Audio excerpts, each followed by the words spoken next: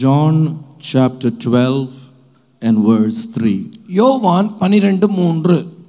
Mary therefore, having taken a pound of ointment of spikenard of great price, anointed the feet of Jesus, and did wipe with her hair his feet. And the house was filled from the fragrance of the ointment. அப்பொழுது மரியாள் விலையேற பெற்ற களங்கமல்லாத நளதம் என்னும் தைலத்தில் ஒரு ராத்தல் கொண்டு வந்து அதை இயேசுவின் பாதங்களில் பூசி தன் தலைமயிரால் அவருடைய பாதங்களை துடைத்தாள். அந்த வீடு முழுவதும் தைலத்தின் பரிமளத்தினால் நிறைந்தது. Things that are contagious as we move through life. நான் இன்னொரு வார்த்தையிலே சொன்னால், நாம் வாழ்க்கையிலே தொடர்ந்து போகிற பொழுது நம்முடைய வாழ்க்கையினாலே மற்றவர்களுக்கு செறிவூட்டத்தக்கதாக செய்யக்கூடிய சில காரியங்கள், தொற்றிக்கொள்ள காரியங்கள், நம்முடைய வாழ்க்கையில் தொற்றிக்கொள்ளக்கூடிய காரியங்கள், மற்றவர்களையும் அது தொற்றும், நம்மை என்ன செய்யும், தொற்றிக்கொள்ளும். This natural phenomenon can envelop our lives even without us realizing it.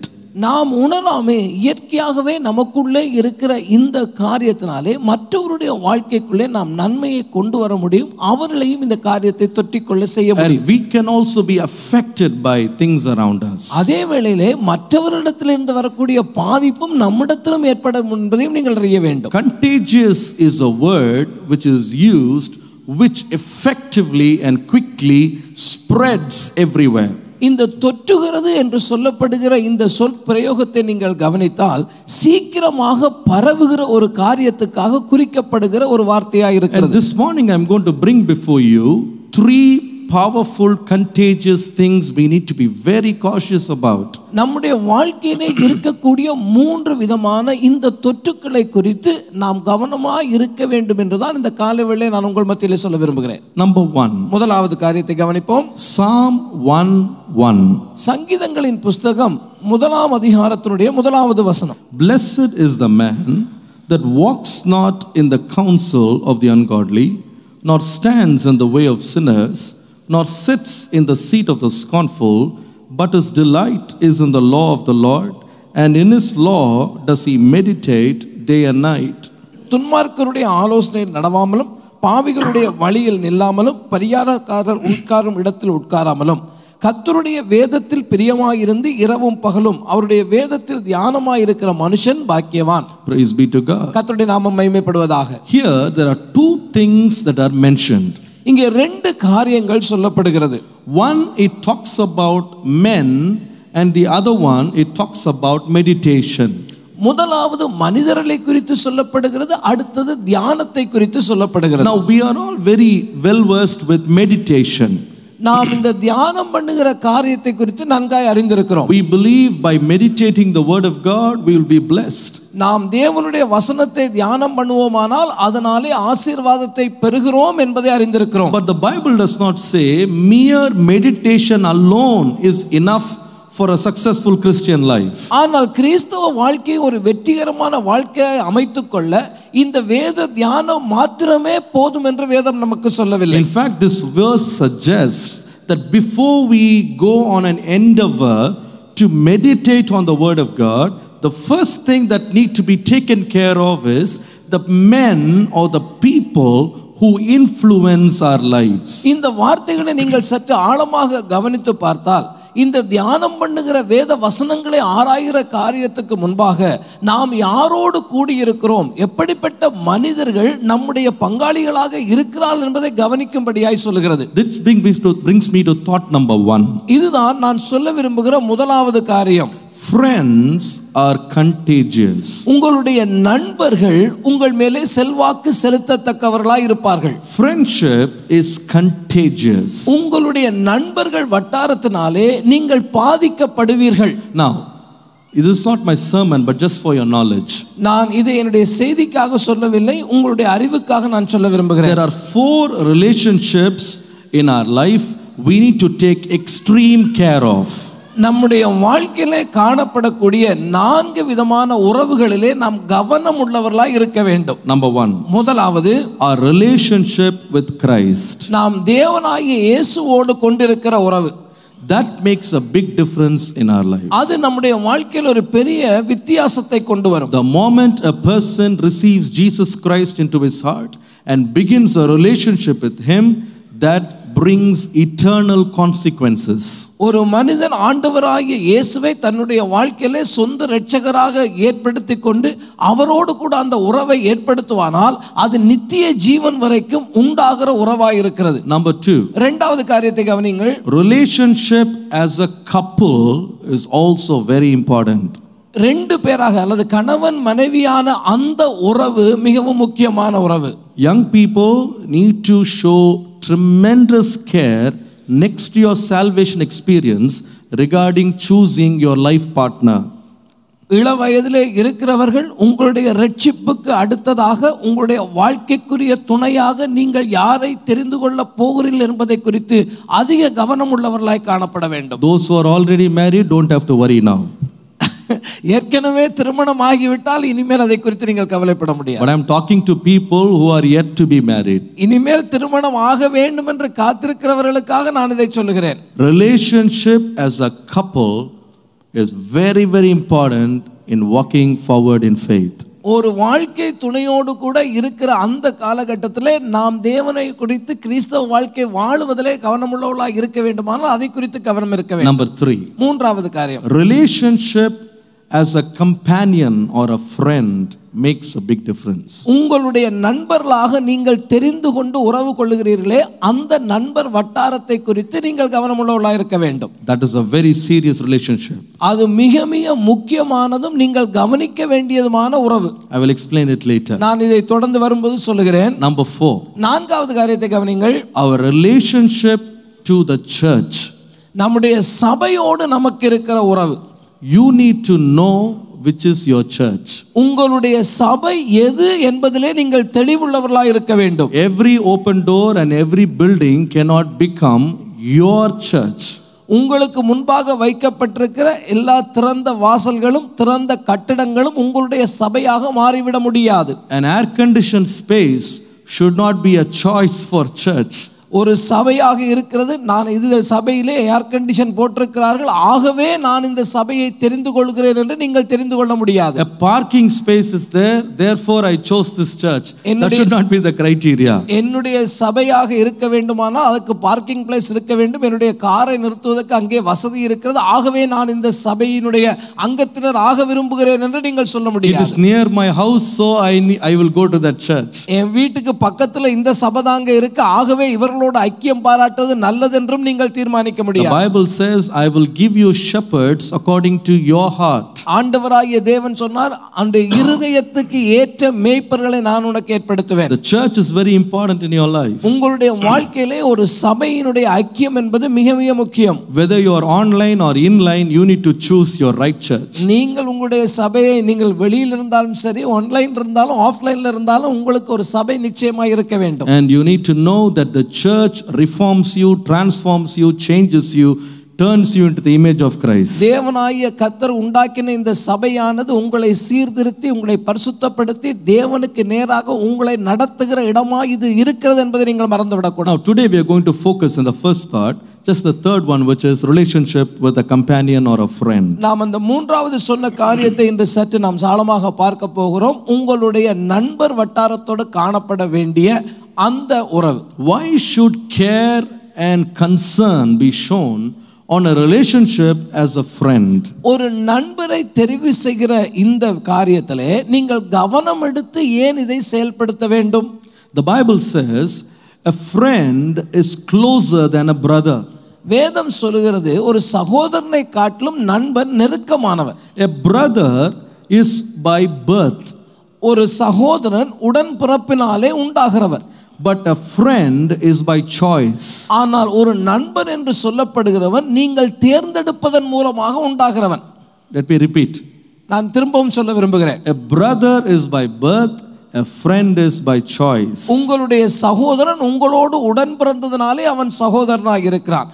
ஆனால் உங்களுடைய நண்பனோ நீங்கள் தேர்ந்தெடுத்ததினாலே அவன் நண்பனாக இருக்கிறான். And all the more this is important because even more than a brother, a friend enters deep into your life. இன்னும் சொல்ல போனால் ஒரு உடன் பிறந்த சகோதரனை காட்டிலும் ஒரு நண்பனாய் இருக்கிறவனுடைய பாதிப்பு உங்களுக்கு அதிகமாயிருக்கும். That is why the Bible goes on and on and on about choosing wise friends. உங்களுடைய நண்பர்களை தெரிவு செய்கிறதை குறித்து வேதம் பல இடங்களிலும் பலவிதமான ஆலோசனைகளை மீண்டும் மீண்டும் இதற்காகவே கொடுக்கிறது. Now I don't have time to explain everything or read all the verses. I'll give the references and the thought and move on.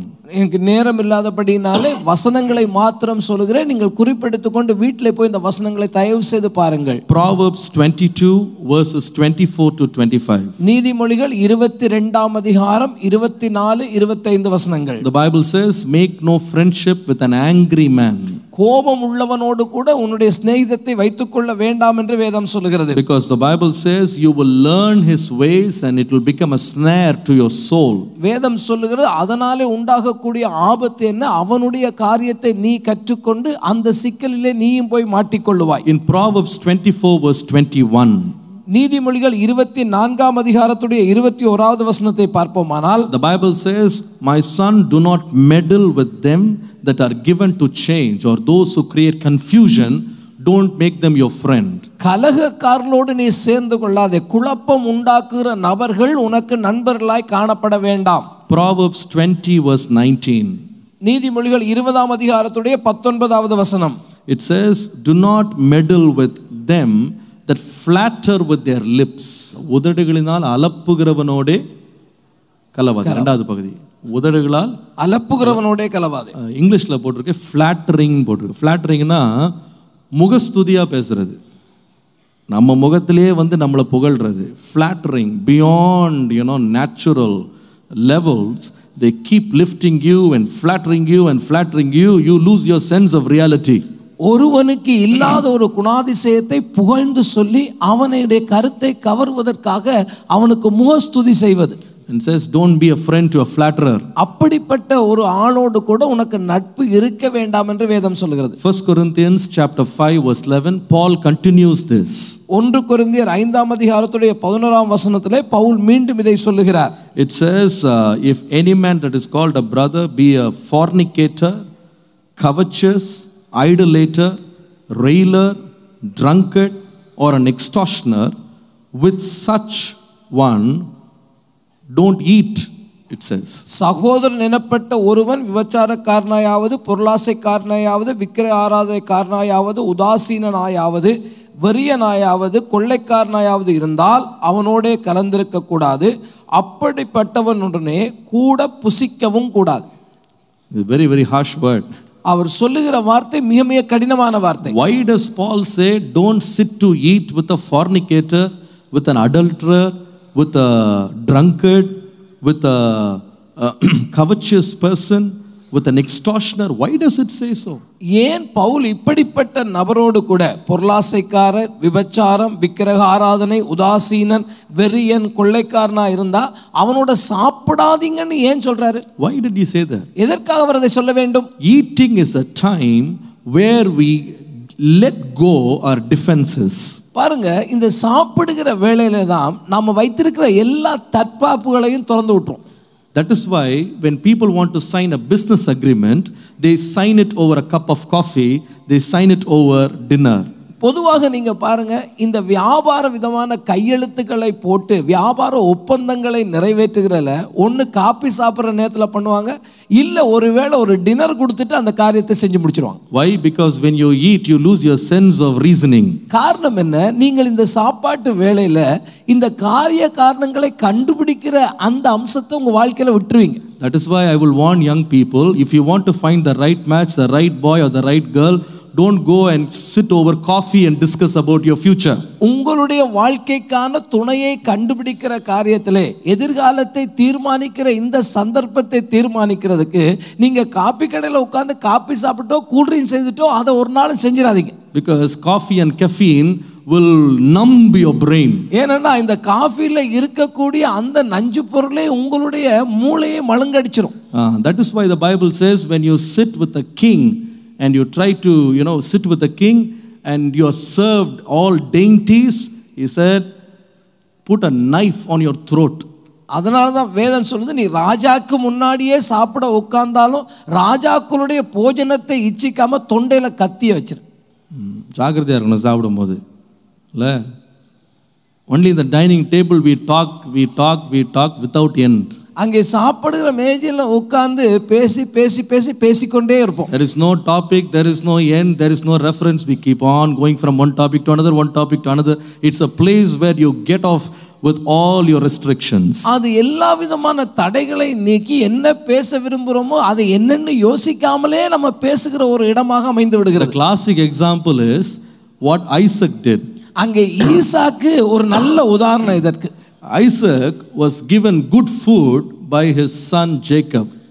அங்கே ஈசாக்கு தன்னுடைய குமாரனாகிய யாக்கோபினாலே நல்ல சாப்பாடு After he ate the tasty food, he lost the sense of discernment and he blessed the second son instead of the first. பாருங்க, அந்த சாப்பாட்டை சாப்பிட்ட அந்த ருசியினுடைய மயக்கத்தினால அவன் தான் என்ன செய்கிறேன் என்று தெரியாம மூத்த மகனுடைய ஆசீர்வாதத்தை எடுத்து இளையவனுக்கு கொடுத்தான். That is why the Bible says when you are sitting to eat and open your heart and talk and let go of your protection, be careful that you don't sit with drunkards and you don't sit with extortioners, with the greedy and all with the adulterers, because it will catch you. அதனாலே தான் பவுல் அப்போஸ்தலன் இந்த ஆலோசனையை சொல்லுகிறார். இந்த மாதிரி சாப்பிட உட்கார்ந்தோம்னா எல்லா தற்காப்புகளையும் நீங்க களைஞ்சு போட்டுருவீங்க. என்ன பேசுறோம்னு தெரியாம அவர்களோடு உடன்பட்டு ஒருவேளை இந்த விபச்சாரக்காரர்கள் அவர்களுடைய எண்ணங்கள் உங்களிடத்திலே செல்வாக்கு செலுத்திவிடும். Friendships are very key that determine how you will be in your future. உங்களுடைய எதிர்கால வாழ்க்கையிலே நீங்கள் எப்படி இருக்க போகிறீர்கள் என்பதற்கு இந்த காரியங்கள், விசேஷமாக இந்த நட்பு என்று சொல்லுவது ஒரு முக்கிய திறவுகோலாக இருக்கிறது. In school we are taught all Indians are my brothers and sisters. நம்ம கல்லூரிகளில் அல்லது ஸ்கூலில் படிக்கும்போது நம்ம சொல்லிக் கொடுப்பாங்க, இந்தியர்கள் எல்லோரும் உங்களுடைய சகோதரரும் சகோதரிகளும். Yeah, that is true. By birth we are all brothers and sisters. அது உண்மைதான். உண்மையாகவே நாம் சகோதர சகோதரிகள் தான். By birth. அது நம்முடைய பிறப்பினாலே. But by choice we have the freedom to choose who can be our friend.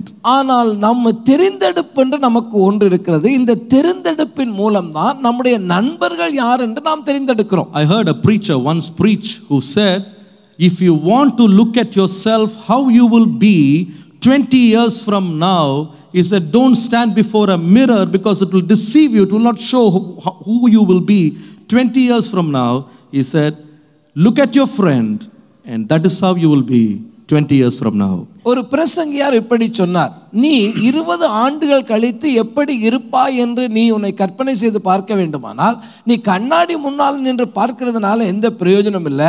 உன்னுடைய நண்பனை பார், உன் நண்பன் எப்படிப்பட்டவன் என்று பார், நீ 20 ஆண்டுகளுக்கு பின்பு அப்படித்தான் இருப்பாய். It's a very careful thing you need to choose. நீங்கள் உங்களுடைய நண்பர்களை தெரிவு செய்யும் பொழுது மிக மிக கவனமாக இருக்க வேண்டும். When should we start taking care about choosing friends? இந்த என்னுடைய நண்பர்களை நான் எப்போது தெரிவு செய்யும், எப்பொழுது நான் இந்த கவனத்தை அங்கே வைக்க வேண்டும்? I will show you a verse. நான் ஒரு வசனத்தை காண்பிக்க விரும்புகிறேன். 2 Timothy 2:22. 2 தீமோத்தேயு 2ஆம் அதிகாரத்தினுடைய 22ஆம் வசனத்தை பார்ப்பீர்களானால், there Apostle Paul says, flee from youthful lusts, but follow righteousness, faith, love, peace with them that call on the Lord out of a pure heart. அன்றியும் பாலியத்துக்குரிய இச்சைகளுக்கு நீ விலகி ஓடி சுத்த இருதயத்தோட கர்த்தரை தொழுது கொள்ளுகிறவனுடைய நீதியையும் விசுவாசத்தையும் அன்பையும் சமாதானத்தையும் அடையும்படி நாடு. There is one word, we should not go very fast and skip the real thrust of that word. நீங்கள் இந்த வசனத்தை வாசிக்கும் பொழுது வேகமாய் வாசிப்பீர்களானால் ஒரு உண்மையாய் சொல்லப்பட்டிருக்கிற ஒரு முக்கிய கருத்தை கடந்து போய் விடுவீர்கள். Paul did not say flee from youthful lust and follow righteousness, faith, love and peace.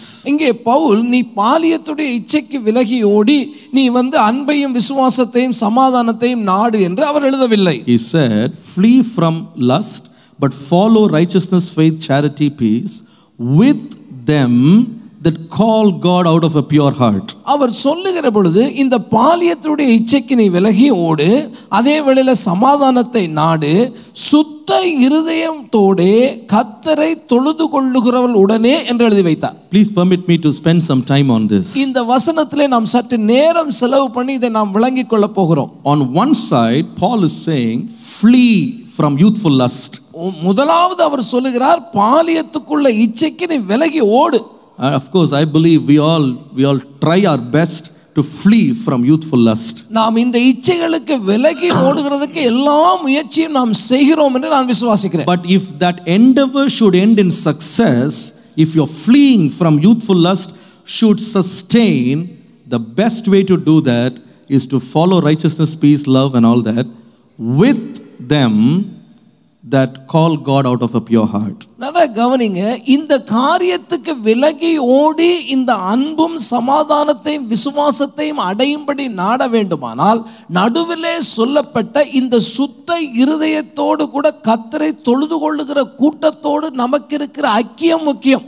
கூட்டத்தோடே கூட்டத்தோடே கூட்டத்தோடே 3 முறை சொன்னேன். எதுக்குன்னா அதை முக்கியப்படுத்துறதுக்கு. This crowd around us, so close in connection, will help us to follow things that are noble and what God has prepared for us. தேவனாகிய கர்த்தர் நமக்கு வைத்திருக்கிற உன்னதமான அந்த காரியத்தை நாம் நோக்கி செல்லுவதற்கு நம்மை சுற்றி இருக்கிற இந்த கூட்டத்தாருடைய அரவணைப்பும் ஆசீர்வாதமும் அவசியம். That is why the Bible says it is better to be twain than to be one. ஒன்றாய் இருக்கிறதை காட்டிலும் இருவராய் இருப்பது நலம் என்று வேதத்தில் எழுதப்பட்டிருக்கிறது. If one falls, the other one will lift him up. ஒருவன் விழுந்து விட்டால் மற்றவன் அவனை தூக்கி விட வாய்ப்பு இருக்கிறது. Now the question is your friend able to lift you up? இங்க ஒரு கேள்வி வருகிறது, உங்களுடைய நண்பனாலே உங்களை தூக்கி விட முடியுமா? The Bible says if the blind are led by another blind man, both of them will fall into the ditch. வேதம் சொல்றது குருடன் குருடருக்கு வழிகாட்டுவானா இருவருமே குழியிலே விழுந்து விடுவார். ஒரு கேள்வி கேக்குறேன், உங்க நண்பர்கள் உங்களை தூக்குவாங்களா? பைபிள்ல போட்டிருக்கு நிக்கிறவன் விழாதவன் இருக்கபடி எச்சரிப்பா இருக்கணும். அப்ப யார் வேணா விழலாம் இல்ல? நீதிமான் எத்தனை முறை விழுவான் சொல்லுங்க? 7 times 7. He said uncountable times a righteous man will fall. ஒரு நீதிமான் எண்ணிக்கைக்கு அடங்காதலே கீழே விழலாம். But when you fall, somebody must be there to lift you up, and that must be a friend who is able to follow love, peace, joy, righteousness along with you. உங்களோடு கூட அன்பையும் விசுவாசத்தையும் சமாதானத்தையும் நாடுகிற ஒருவன் இருப்பானே ஆனால் அவன்தான் விழுந்து விடுகிற நீதிமானை தூக்கி விட முடியும். And when should you start choosing that? நீங்கள் அப்படிப்பட்டவர்களை எப்பொழுது தெரிவு செய்ய ஆரம்பிக்க வேண்டும்? In your youth. உங்களுடைய இள வயதிலே அந்த காரியத்தை நீங்கள் செய்ய வேண்டும். I will say it one more time. In your youth. நான் மீண்டும் அதை வலியுறுத்தி சொல்லுகிறேன், உங்களுடைய இள வயதிலே நீங்கள் அதை ஆரம்பிக்க வேண்டும். One more time. In your youth. நான் மீண்டும் அதை சொல்லுகிறேன், உங்களுடைய இள வயதிலே நீங்கள் அதை ஆரம்பிக்க வேண்டும். Friendships that blossom in the youth make a big difference in a person's life.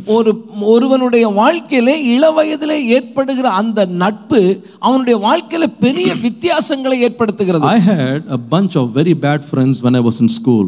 நான் பள்ளியிலே படிக்கிற நாளிலே என்னுடைய நண்பர் வட்டாரம் சொல்லத்தகுந்ததாக இல்லை. They were not good people. அவர்கள் நல்லவர்கள் என்று சொல்வதற்கு இல்லை. And that affected my studies very adversely.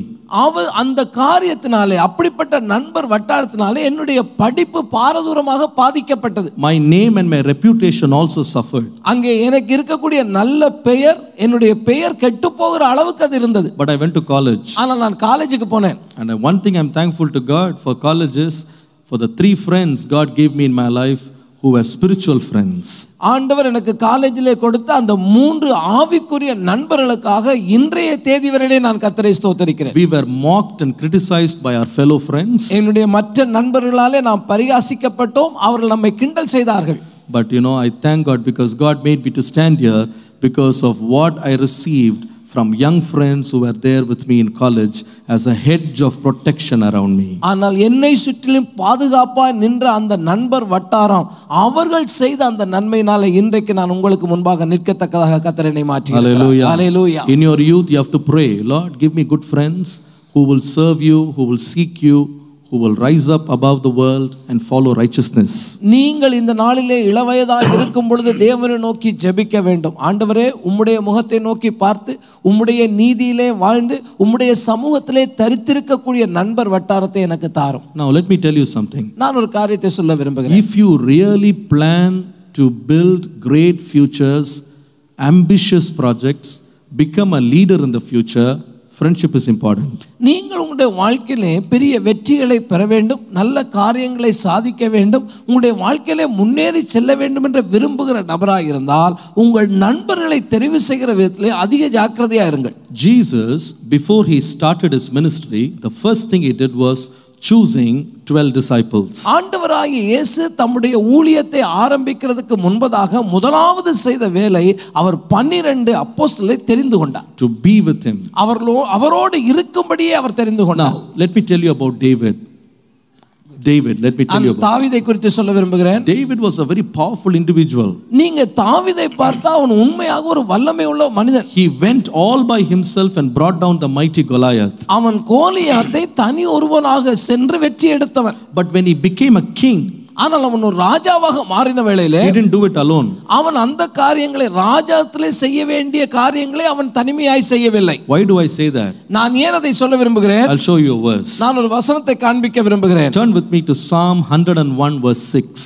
101ஆம் சங்கீதத்துடைய 6வது வசனத்தை நீங்கள் பார்ப்பீர்களானால் He says, "My eyes shall be upon the faithful of the land, that they will dwell with me. He who walks in a perfect way, he will serve me." தேசத்தில் உண்மையானவர்கள் என்னோட வாசம் பண்ணும்படி என் கண்கள் அவர்கள் மேல் நோக்கமாக இருக்கும், உத்தமமான வழியில் நடக்கிறவன் என்னை சேவிப்பான். And then in verse 7 he says, "He who works deceit will not dwell with me in my house. He who tells lies will not stay in my sight." கபடு செய்கிறவன் என் வீட்டுக்குள் இருப்பதில்லை, பொய் சொல்லுகிறவன் என் கண் முன் நிலைப்பதில்லை. Do you see the standards that David is setting for friendships and relationships and associations? அங்கே தாவீது தன்னுடைய நண்பர், தன்னோடு கூட இருக்கிறவர்கள், தன்னோடு தொடர்ந்து இருக்க போறவர்கள் எப்படி இருக்க வேண்டும் என்று சில படிமுறைகளை வைக்கிறான். He says the faithful people. முதலாவது அவன் சொல்றான் அவன் உண்மை உள்ளவனா இருக்கணும். People who walk in the perfect way. அவர்கள் நடக்கிற வழிகளிலே சீராய் நடக்கிறவர்களா இருக்க வேண்டும். People who are not deceitful. அவர்கள் ஏமாற்றுக்காரர்களா இருக்க கூடாது. People who don't say lies. அவர்கள் பொய் சொல்லுகிறவர்களாய் காணப்படக்கூடாது. He says they will stay with me. அவர்கள் என்னோடே தங்கி இருப்பார்கள் என்று தாவீது சொல்லுகிறார். Others have no place. மற்றவர்களுக்கு அங்கே இடமில்லை. This is something you have to take very big care of. நீங்கள் இந்த காரியத்தை கவனமாய் ஆராய்ந்து பார்த்து இந்த வேலைகளை நீங்கள் செய்ய வேண்டும். Today the world dictates to us relationships and friendships based on things like status, education, background, money, wealth, power, property. All of this is becoming the deciding factor for building friendships. இன்றைக்கு இந்த நண்பர் வட்டாரத்தை கட்டி எழுப்புறதுல அல்லது உருவாக்குறதுல நீங்க கவனிச்சு பார்த்தா, அல்லது உறவுகளை உருவாக்குறத கவனிச்சு பார்த்தா, ஒருவனுடைய படிப்பு, அவனுடைய குடும்ப பின்னணி, அவங்களுக்கு இருக்கிற செல்வாக்கு, அவங்களுக்கு இருக்கிற பணபலம், இதையெல்லாம் வைத்துக்கொண்டு தான் அதை உருவாக்க விரும்புகிறார். So we say birds of the same feather flock together. நாம் என்ன சொல்லுகிறோம்? ஒரே விதமான சிறகுள்ள பறவைகள் ஒன்றாய் சேர்ந்து கொள்ளும் என்று சொல்லுகிறோம். இனம் இனத்தோடு சேரும்னு சொல்லுவாங்க இல்ல? நம்ம பைபிள் அப்படி சொல்ல, இனத்தோடு சேர்றது இல்ல. That is not the way you decide friends. நீங்கள் உங்களுடைய நண்பரத்தை தெரிவு செய்வது இப்படி அல்ல. David said, if there is a criteria for friends, they should be faithful, true, honest, God-fearing, living in a perfect way. இங்கே தாவீது அவர்களுக்கான சில நிபந்தனைகளை வைக்கிறான். நீங்க ஏமாற்றக்கூடாது, தேவ பயமுள்ளவர்களா இருக்கணும், நீதியில நடக்கணும், உண்மையாகவே ஒரு உத்தமத்தின் பாதையில நடக்கிறவனாய் காணப்படணும். Now let me tell you something. நான் சில காரியத்தை சொல்ல விரும்புகிறேன். I don't think there is anybody here who is more qualified, more educated, more wealthy and more high in position than Moses as the son of the daughter of Pharaoh. அங்கே பார்வோனுடைய குமாரனாய் இருந்த கருதப்பட்ட அந்த மோசேயை காட்டிலும் இங்க இருக்கிற நாம் யாரும் படிச்சவங்களோ, அறிவில பெருத்தவங்களோ, வசதி உள்ளவங்களோ, பணக்காரங்களோ, ஐஸ்வர்யவானோ இல்லை. The Bible says he learned all the wisdom of Egyptians. அங்கே வேதம் சொல்கிறது எகிப்தினுடைய சகல சாஸ்திரங்களிலும் கற்று தேர்ந்தவன் என்று சொல்கிறது. But one day he had to make a choice. ஒரு நாளிலே அவனுக்கு முன்பாக ஒரு தெரிந்தெடுப்பு வைக்கப்படுகிறது. We read it in Hebrews 11:25. எபிரேயருடைய புத்தகம் 11ஆம் அதிகாரம் 25 நாம் படிக்க முடியும். He said, I would rather choose to be afflicted with the people of God than to enjoy the pleasures of sin for a season. அவன் சொல்லுகிறான், எகிப்தினுடைய அந்த காரியங்களை அனுபவிக்கிறதை காட்டிலும் கர்த்தருடைய ஜனங்களுடைய பாடு அனுபவிப்பதையே மோசே தெரிந்து கொண்டான். In other words, இன்னொரு வார்த்தையிலே சொன்னால், the son of a king chose to be with the slaves of Egypt because he knew one thing: Egypt did not have the living God, but the sons or the slaves that were trampled had God with them. ராஜாவினுடைய மகனாய் இருந்த மோசே அவங்களை இடத்துல இராதபடிக்கு ஏழைகளாய் காணப்படக்கூடிய இந்த இஸ்ரவேல் புத்திரரோடு இணைந்திருக்க விரும்பினார். காரணம் என்ன? அந்த ராஜாக்களாய் இருந்த பார்வோனுடைய அந்த எகிப்தியரிடத்திலே ஜீவனுள்ள தேவன் இல்லை, ஆனால் இஸ்ரவேலிடத்திலோ ஜீவனுள்ள தேவன் இருந்தார். Hallelujah. Hallelujah. Therefore, even if he had to suffer, he wanted to be with them. அவன் சொன்னா, இந்த பாவ சந்தோஷங்களை அனுபவிக்காம துக்கத்தை அனுபவிச்சாலும் துன்பத்தை அனுபவிச்சாலும் நான் இந்த ஜனங்கள் கூட தான் இருக்க விரும்புகிறேன். In Luke 15:19, லூக்கா 15ஆம் அதிகாரத்துடைய 19ஆம் வசனத்தை நீங்கள் படிப்பீர்களானால், we see the wayward son returning back home.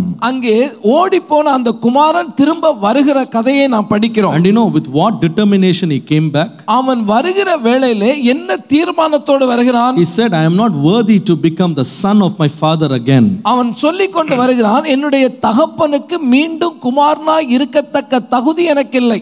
But what I will do? நான் என்ன செய்ய போகிறேன்? I will ask my father to accept me as one of his servants. அந்த தகப்பனிடத்துல வந்து, அப்பா உம்முடைய வேலைக்காரன் ஒருவனாக என்னை வைத்துக் கொள்ளும் என்று கேட்க போகிறேன். Why did he say that? ஏன் அவன் இந்த வார்த்தைகளை பேச வேண்டும்? Because he knew company with servants is okay because his servants were always with the father. காரணம் என்ன? இந்த வேலைக்காரனோடு இணைந்திருப்பது எனக்கு நல்லது. காரணம், இந்த வேலைக்காரர்கள் எப்பொழுதும் ஒரு தகப்பனோடே கூட இருக்கிறார்கள். Hallelujah. Hallelujah. உங்களுடைய நண்பர்கள் வேலைக்காரங்களா கூட இருக்கலாம், ஆனா இயேசு அப்பாவோடு அவர்கள் இருப்பார்களானால் அவர்களே சிறந்த நண்பர்கள். அல்லேலூயா. Amen. இயேசு அப்பாவோடு இல்லாம தேவனோடு இல்லாம உலகத்தோடு சுத்துறவனோடு நீ சுத்துவாயானா அவர்களுடைய வழிகளை நீ கற்றுக்கொள்ளுவாய். ஒரு எச்சரிப்பா உங்களுக்கு நான் சொல்றேன். Be careful whom you choose as a friend. உங்களுடைய நண்பர்களாக நீங்கள் யாரை தெரிவு செய்து கொள்கிறீர்கள் என்பதை குறித்து அதிக ஜாக்கிரதை உள்ளவர்களாக இருங்கள். Because today you may not know the result, but someday it will bite you back again. ஒருவேளை அதனுடைய முடிவு இன்றைக்கு உங்களுக்கு தெரியாமல் இருக்கலாம், ஆனால் காலப்போக்கிலே அதனுடைய முடிவை நீங்கள் அறிந்து கொள்வீர்கள். I will tell you one piece before I go to the next one. நான் அடுத்த காரியத்தை சொல்வதற்கு முன்பதாக ஒரு காரியத்தை உங்களுக்கு முன்பாய் சொல்ல விரும்புகிறேன். Before God can permit you to suffer the consequences of wrong friendships, he will always give you warning bells. ஆண்டவராகிய தேவன் நீங்கள் உங்களுடைய சரியில்லாத துன்மார்க்க நண்பர்களினாலே பிரச்சனைகளுக்கு உள்ளாவதற்கு முன்பாக ஒரு எச்சரிக்கை மணியை போல ஆண்டவர் இந்த ஆபத்துகளை உணர்த்துகிற தேவனாய் இருக்கிறார். Why do I say that? நான் ஏன் இதை சொல்கிறேன்? In the book of Judges chapter 16, நியாயாதிபதிகளின் புத்தகம் 16வது அதிகாரம், we read the story of Samson. நாம் இந்த சிம்சோனுடைய வாழ்க்கையை குறித்து நாம் படிக்கிறோம். Very strong man. அவனை பார்த்தா நல்ல பலசாலி. He is a judge of Israel. அவன் இஸ்ரவேல் தேசங்களை நியாயம் விசாரித்துக் கொண்டிருந்தவன். A terror of the enemies. அவனை பார்த்து எதிரிகள் பயந்தார்கள். But he got into a relationship with a woman by the name of Delilah. அவன் தெலீலாள் என்று சொல்லுகிற ஒரு பெண்ணோடு சிநேகமாகிறான். She was very beautiful. அவள் அழகான பெண். And he was enamored in her beauty. அவளுடைய அழகினாலே அவன் கவரப்பட்டவனாயிருந்தான். But that lady, even though she had beautiful looks, she was the spy of the enemy. அவள் உண்மையாகவே அழகுள்ள பெண்ணாக இருந்தாலும் அவள் உண்மையாக யார் என்று சொன்னால் எதிராளியுடைய வேவுகாரியாக இருந்தாள். Now what did she do? அவள் என்ன செய்தாள்? She comes to him and says, அவனிடத்திலே, இந்த சிம்சோன் இடத்திலே வந்து அவள் சொல்லுகிறாள், where is the secret of your strength? உன்னுடைய பலத்தினுடைய ரகசியம் என்ன? He says, well, he's not supposed to say secret, but he says, okay, let me manage this. And he says, you tie me with 7 green cords and then my strength will be gone. அப்ப இவனுக்கு உண்மையாகவே இவன் தன்னுடைய ரகசியத்தை வெளியே சொல்லக்கூடாது, ஆனாலும் நிலைமையை சமாளிக்கிறதாக சொல்லுகிறான். நீ அந்த அகனி கயிறுகளால என்னை கட்டினா என்னுடைய பலன் போயிரும் சொல்றான். He has opened his secret. இப்ப அந்த ரகசியத்தை திறந்து கொடுத்துட்டான். But the very next moment he's woken up. அடுத்த நாள் காலையில அவனை எழுப்பினான். And she says, and he finds out that what he said yesterday, that lady has done to him. அவன் எழும்பினோன்னு என்ன பார்த்தான், நேற்றே இரவிலே அந்த பெண்ணிடத்தில் எதை சொன்னானோ அதை அவள் இப்பொழுது அவனுக்கு செய்திருக்கிறாள். He's tied with 7 cords. அவள் அந்த 7 அகணினார் கயிறுகளினாலே அவனை கட்டிவிட்டாள். He is told a lie, so he escapes. He breaks it and walks out. அவன் அதை பொய்யா சொன்னதுனால இப்போ இந்த கட்டில சிக்காம அறுத்துட்டு எழும்பிட்டான். Second time, இரண்டாவது சந்தர்ப்பம், she asks again. இதே போல அவள் கேட்கிறாள். He says, tie me with 7 new ropes. ஒரு 7 புது கயிற்றினால என்ன கட்டினா என்னுடைய பலம் போயிடும் சொன்னான். Next day, she tries it out. அதே போல அவள் அப்படியே செய்து வைத்ததையும் பார்க்கிறான். Third time, மூன்றாவது, he says, if you fasten me with a pin, then my strength will go.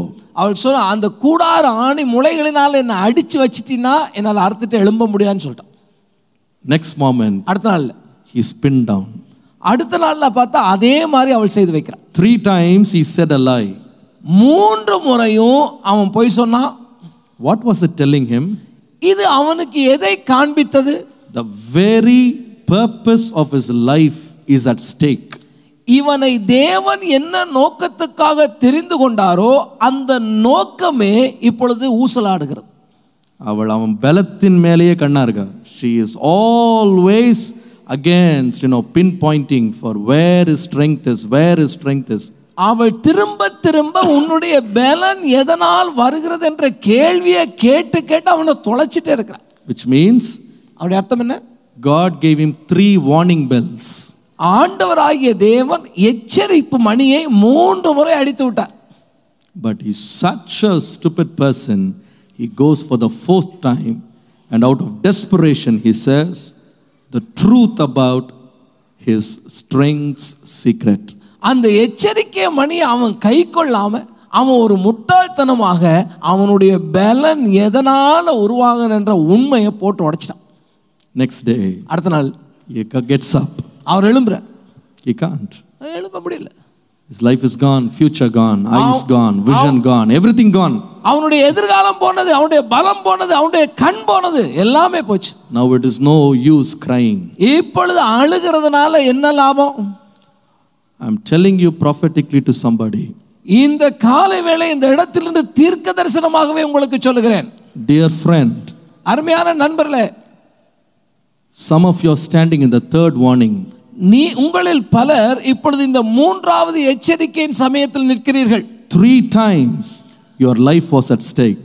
3 முறை உங்களுடைய வாழ்க்கையிலே பிரச்சனை வந்தது. 3 times the warning bells went off. 3 முறையும் அந்த எச்சரிக்கையை ஆண்டவர் கொடுத்து விட்டார். But the 4th time God will not deliver you. 4வது சந்தர்ப்பத்திலே தேவன் உங்களை விடுவிக்க போகிறது இல்லை. Your eyes will go out. உங்களுடைய கண்கள் பிடுங்கப்படலாம். Your vision will go. உங்களுடைய தரிசனங்களை நீங்கள் இழந்து போகலாம்.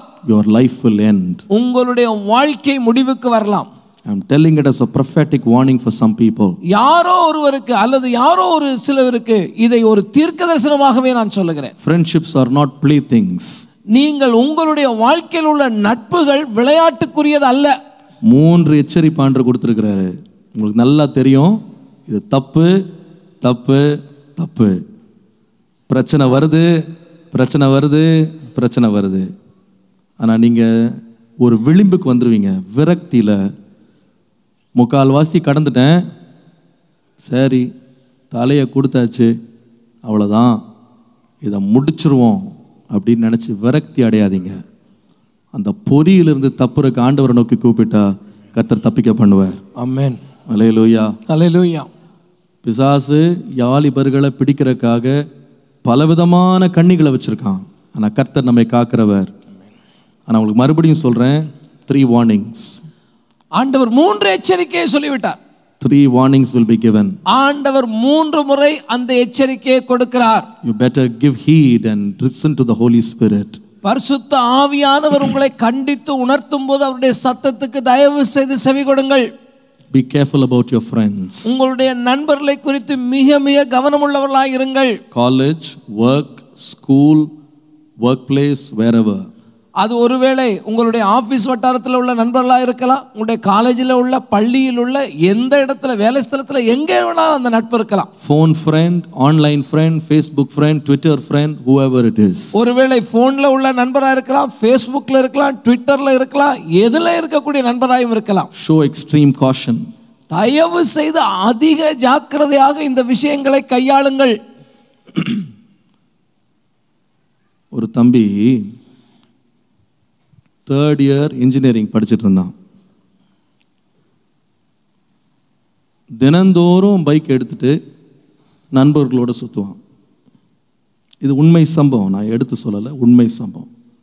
தினந்தோறும் பைக் எடுத்துட்டு அவன் நண்பர்களோட சுற்றுவான். அப்பா அம்மா எவ்வளோ சொல்லுவாங்க, நீ போகாதடா, வர்ற நண்பர்கள்லாம் நல்ல நண்பர்களில், நீ போகாதன்னு. ஆனால் அவன் அசட்டை பண்ணிவிட்டு டெய்லி போவான். 10:30 மணி 11 மணி வீட்டுக்கு வருவான். எங்கே போனேன்னு சொல்ல மாட்டான், என்ன செஞ்சேன்னு சொல்ல மாட்டான். ஆனால் கல்லூரியில் படிக்கிறான், 3rd year. ஒரு நாள் இதே போல் போனான், 11 மணி வீட்டுக்கு வந்தான். வந்து அரை மணி நேரத்தில் கதவு தட்டப்பட்டது. திறந்தா 10 போலீஸார் நின்று கொண்டிருந்தாங்க. தரன்னு உள்ள இழுத்து வண்டியில் ஏற்றுனாங்க. பெற்றோர் கதறாங்க, என்னாச்சு என் பையனுக்கு? ஒன்றுமே பதில் சொல்ல. போலீஸ் ஸ்டேஷனுக்கு வாங்க, கூட்டு போய் அடின்னு அடித்தார்கள். அந்த பையனை உதச்சி உள்ள லாக்கப்பில் போட்டாங்க. கதை என்னன்னு கேட்டால் இதான் நடந்த கதை. இந்த பையன் விசுவாசி, சரியா, விசுவாசி பையன். என்ன நடந்ததுன்னா, தினந்தோறும் இந்த நண்பர்களோடு சேர்ந்து அவர்களோட பழக்கமாகி அன்றைக்கு ராத்திரி அவங்க நண்பர்கள் இவனை கூப்பிட்டாங்க. இவன் பைக்கை எடுத்துட்டு அவர்களோட போனான். எங்கே போனான் தெரியுமா? பக்கத்தில் உள்ள ஒரு ஏடிஎம்மை உடைச்சி திருடுற கண்டைக்கு திட்டமிட்டார்கள். போய் ஏடிஎம்மை உடைக்கிறதுக்காக இவனை வெளியே நிற்க வச்சுட்டாங்க. இந்த 2 நண்பர்கள் உள்ளே போனாங்க. உள்ளே போய் ஏடிஎம்மை உடைக்கும் போது பாம்பேயில் இந்த ஏடிஎம் உடைக்கப்படுகிறது என்று அந்த பேங்க்கினுடைய அலாரம் அங்கே அடித்தது. அவர்கள் உடனே போலீஸுக்கு அறிவிப்பு கொடுத்தார்கள். கொடுத்த அறிவிப்பில் அந்த நேரம் ரோந்து வந்து கொண்டிருந்த போலீஸார் பக்கத்தில் இருந்ததுனால வேகமாக ஹார்ன் அடிச்சுட்டு வந்தாங்க. இந்த சத்தத்தை கேட்ட உடனே உள்ளே இருந்த 2 நண்பரும் கூச்சி ஓடிட்டான். இவன் பைக்கில் வெளியே உட்காந்துட்டு இருக்கான். இவனுக்கு தெரியாது என்ன நடக்குன்னு. போலீஸ் சத்தம் கேட்ட உடனே பைக்கை ஸ்டார்ட் பண்ணுறான். பைக் ஸ்டார்ட் ஆகலை. என்ன செய்யறதுன்னு தெரியல. இவனுக்கு அந்த பக்கம் ஓடுறானுங்க. அவனுங்க பைக்கை கீழே போட்டு இவன் இந்த பக்கம் ஓடி மதிலை தாண்டி ஓடி தப்பிச்சு வீட்டுக்கு வந்துட்டான். ஆனால் பைக் அங்கே இருந்தது. நேராக வந்தார்கள். பைக்கை பிடிச்சி யார் பைக் எல்லாம் கேட்டு கொஞ்ச நேரத்தில் இன்ஃபர்மேஷன் அவர்களுக்கு கிடைத்தது. நேராக வீட்டில் வந்து பையனை பிடிச்சிட்டு போயிட்டாங்க. 6 மாதம் சென்னை சிறைச்சாலையில் உட்கார்ந்துருந்தான். படிப்பு போனது, வாழ்க்கை போனது. ஏன் நான் சொல்கிறேன்னா, நீங்கள் உள்ளே போக வேணாம், ஆனால் உள்ளே போகிறவங்களோட நீங்கள் போனால் உங்களுக்கு அதில் பங்கு இருக்குது. எந்த நண்பர்களோடு நீங்கள் இருக்கிறீங்கன்றதில் எச்சரிப்பாக இருக்கணும். சிலர் உங்கள் ஃபோனை நண்பன்கிட்ட கொடுத்துட்டு அவங்கள இஷ்டத்துக்கு யூஸ் பண்ண சொல்லிவிட்டு பிரச்சனையில் மாட்டக்கூடாது. யார் உன்னுடைய நண்பர்கள்? நல்லவர்களா? கர்த்தருக்கு பயந்தவங்களா? தீமைக்கு விலகிறவங்களா? அருவருப்பான காரியங்களை செய்வதற்கு நடுங்கிறவங்களா? யாருமா உன் நண்பன்? நல்ல ஃபேஷனபிளாக இருக்கிறவங்களா நண்பனாக இருக்கக்கூடாது. அழகாக இருக்கிறவங்களாம் நண்பனுக்கு அடிப்படை கிடையாது. ஒருவேளை உங்கள் நண்பர்கள் அழகாக இல்லாமல் இருக்கலாம், ஃபேஷனபிளாக இல்லாமல் இருக்கலாம், பணக்காரர்களாக இல்லாமல் இருக்கலாம், மாடர்னாக இல்லாமல் இருக்கலாம். தேவனுக்கு பயந்தவர்களாக இருப்பார்களானால் நீ பாக்கியவான். அல்லேலூயா. Be careful with your friends. உங்களுடைய நண்பரை குறித்து நீங்க கவனமா இருங்க. Extreme caution. தயவு செய்து அதிக ஜாக்கிரதை உள்ளவர்களாக இந்த காரியத்தை கவனிங்க. You will learn their ways. காரணம் என்ன? நீங்கள் அவர்களுடைய வழிகளை கற்றுக்கொள்ள நேரிடும். It will affect you. அது நிச்சயமா உங்களுக்குள்ள பாதிப்பை உண்டாக்கும். It will affect you. அது நிச்சயமா உண்டாக்குங்க. Friendship is contagious. இந்த நட்பு என்று சொல்லுவது பாதிப்பை உண்டாக்க கூடியது. They will make you do stuff you can't even imagine doing today. நீங்க இன்னைக்கு நானால செய்ய முடியாது என்று நினைக்கக்கூடிய காரியங்களை உங்களை கொண்டு வச்சு அவங்களால செய்விக்க முடியும். கொஞ்ச நாள்ல உங்களை கன்வின்ஸ் பண்ண முடியும். நீங்க வேணா ட்ரை பண்ணி பாருங்க. Put your child in a school and wait for 21 days, you will see a change. நீங்க உங்க பிள்ளையை கொண்டு ஒரு பள்ளியில போட்டு பாருங்க, 21 நாள்ல அங்க மாற்றத்தை பார்க்க முடியும். Either for the better or the worse. ஒண்ணு நல்ல முடிவா இருக்கும், இல்ல கெட்ட முடிவா இருக்கும். You will see a change in their language.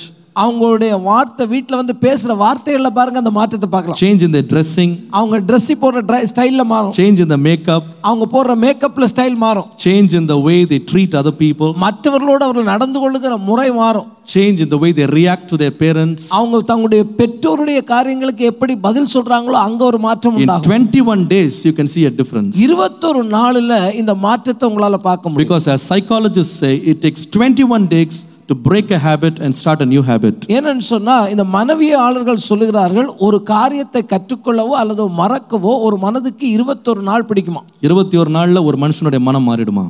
தொடர்ந்து ஒரே இதை செஞ்சுட்டே இருந்தானா 21 daysல he can break or make. ஒன்று உருவாக்கலாம், இல்லை இல்லாமல் வாக்கிடலாம். நீங்கள் சொல்லலாம், டேடி நான் வந்து சும்மா தான் கேஷுவலாக பேசிகிட்டு இருக்கேன், நான் வந்து சீரியஸெல்லாம் இல்லை, நான் சும்மா ஜாலியாக பேசிகிட்டு இருக்கேன். அஃப்கோர்ஸ் 21 days உங்களுக்கு தெரியாமலே உங்கள் பேச்சு மாறிடும், உங்கள் லாங்குவேஜ் மாறும், உங்களுடைய ஐடியாஸ் மாறும், யோசனை மாறும், பழக்கங்கள் மாறும். ஒரு 2 வருஷம் கழிச்சு திரும்பி பார்த்தீங்கன்னா நீங்கள் ஆரம்பித்ததுக்கும் நீங்கள் இங்கே இருக்கிறதுக்கும் ஏணி வச்சா கூட எட்டாது, அவ்வளோ மாறி இருப்பீங்க நீங்கள். இது நன்மையிலையும் நடக்கும், தீமையிலையும் நடக்கும். நல்லவர்களோடு நீ சேர்ந்து கொண்டால் உன் வாழ்க்கை நல்லதாக மாறும். தீயவர்களோடு சேர்ந்தா நீ அவ்வளவு தூரமாக போயிடுவ, திரும்பி வர்றது ரொம்ப கஷ்டம். கர்த்தர் உன்கிட்ட எச்சரிப்பாக பேசுகிறார்.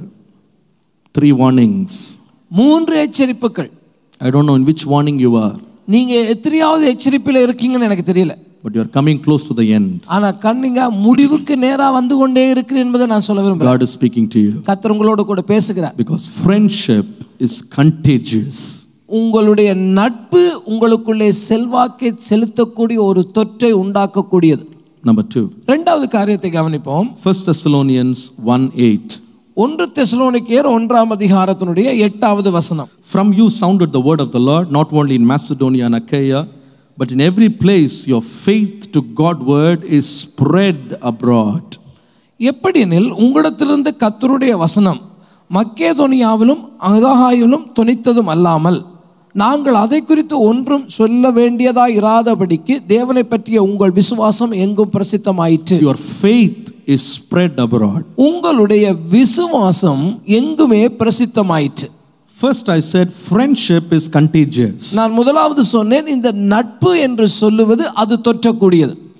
Number 2, இரண்டாவது faith is contagious. இந்த விசுவாசமும் உங்களுக்குள்ளே செல்வாக்கை செலுத்தக்கூடியது. If you are a person of faith, நீங்கள் ஒரு விசுவாசம் உள்ள நபராய் இருப்பீர்களானால், if people join with you, உங்களோடு கூட ஒரு கூட்டத்தார் சேர்வார்களானால், you can influence them to believe and have faith like you. உங்களைப் போல விசுவாசம் உள்ளவர்களாய் அவர்கள் மேலே செல்வாக்கு செலுத்தக்கூடிய நபர்களாய் உங்களால் மாற முடியும். If you join with people who disbelieve and all the time complain and murmur, you will get that spirit and you will also learn to disbelieve and murmur.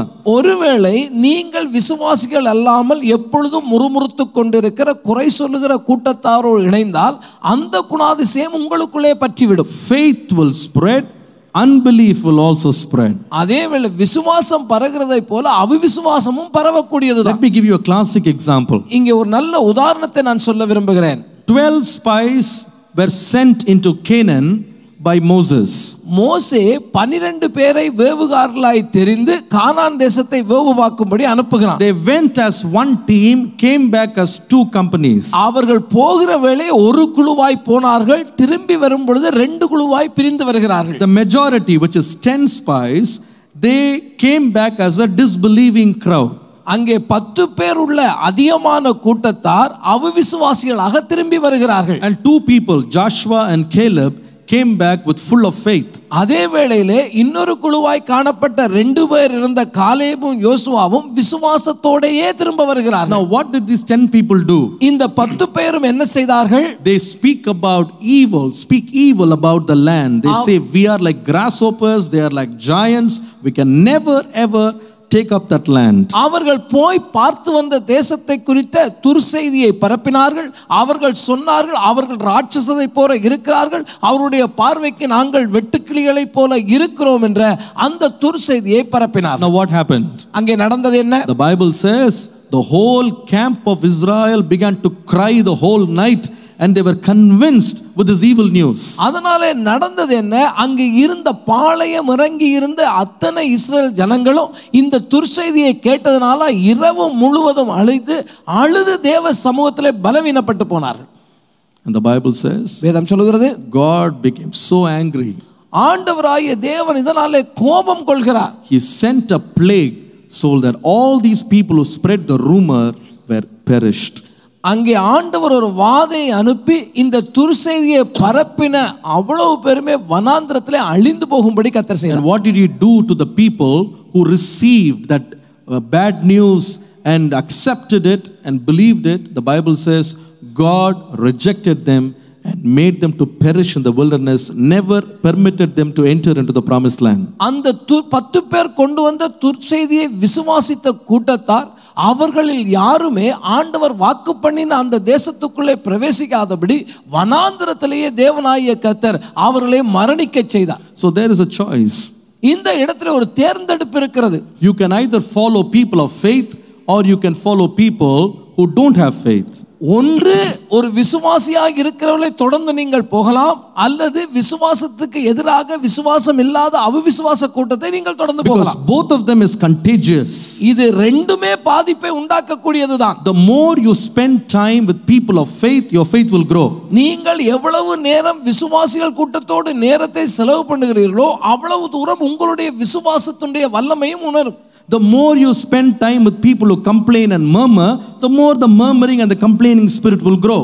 அதே வேளையிலே முறுமுறுக்கிற அவிசுவாசியான கூட்டத்தோடு கூட குறை சொல்லுகிற கூட்டத்தோடு இருந்தா அந்த பழக்கமே உங்களுக்குள்ளே வந்து உங்களுக்கு இந்த காரியம் உயர்ந்திருக்கும். The more you move with people who look forward, the more forward you will go.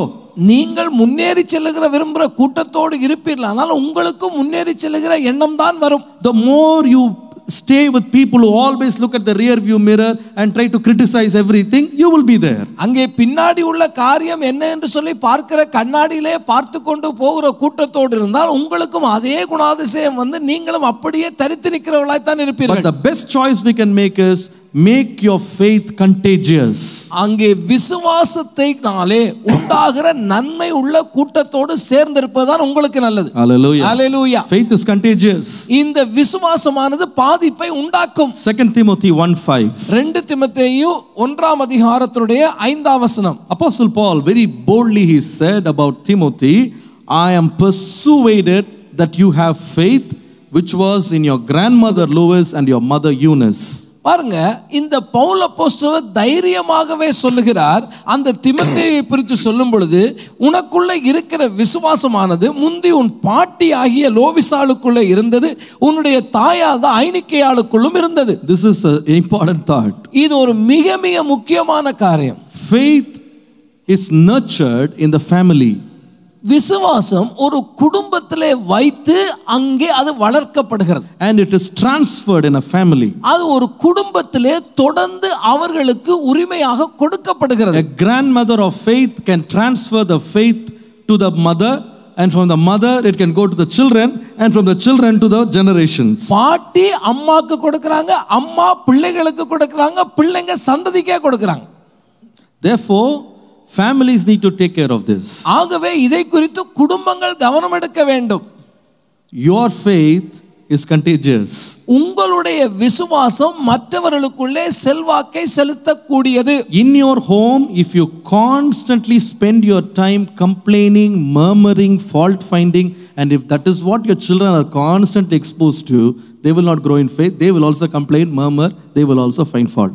உங்களுடைய குடும்பத்திலே குறை சொல்லுகிறவர்களாக முறுமுறுக்கிறவர்களாக இருப்பீர்களானால் இதே பழக்கமே உங்களுடைய பிள்ளைகளுக்கும் வந்து விசுவாசம் வளரப் போவதில்லை, குறை சொல்லுதலும் குற்றங்காணுதலுமே வளரும். But if you are always a person of faith and says God will do it, we will trust God, we will pray to God, we will put our dependence on God, the children, they will follow. ஆனால் நீங்கள் மற்ற விதமாக, நாங்கள் தேவனிலே நம்பி இருக்கிறோம், எங்களுடைய காரியங்களை கர்த்தர் பார்த்துக் கொள்வார், நான் கர்த்தரை நம்பி இருக்கிறேன் என்ற வார்த்தைகளை பேசுவீர்களானால் அதை கவனிக்கிற பிள்ளைகளுக்கும் விசுவாசம் வளரும். See, Abraham was a man of great faith. Abraham அவனுக்கு பெரிய விசுவாசம் இருந்தது. He believed God to give him a son when there was no chance to get a child. ஒரு குழந்தை பெற்றுக்கொள்வதற்கான எந்த ஒரு ஏதும் இல்லாத கட்டத்திலே கூட தனக்கு ஒரு குழந்தையை கொடுக்க கர்த்தர் வல்லவர் என்று Abraham விசுவாசித்தார். Now that faith got transferred to his son Isaac. அதே விசுவாசம் அவனுடைய மகனாக காணப்பட்ட ஈசாக்குக்குள்ளும் வருகிறது. Now Isaac, when he did not have a child, the Bible says he prayed for his wife to the Lord. ஈசாக்குக்கு குழந்தை இல்லாத நிலை வந்த பொழுது தன்னுடைய மனைவி குழந்தை பெற வேண்டும் என்று தேவனை நோக்கி அவன் விண்ணப்பித்தான். Why? ஏன்? Isaac saw his father praying.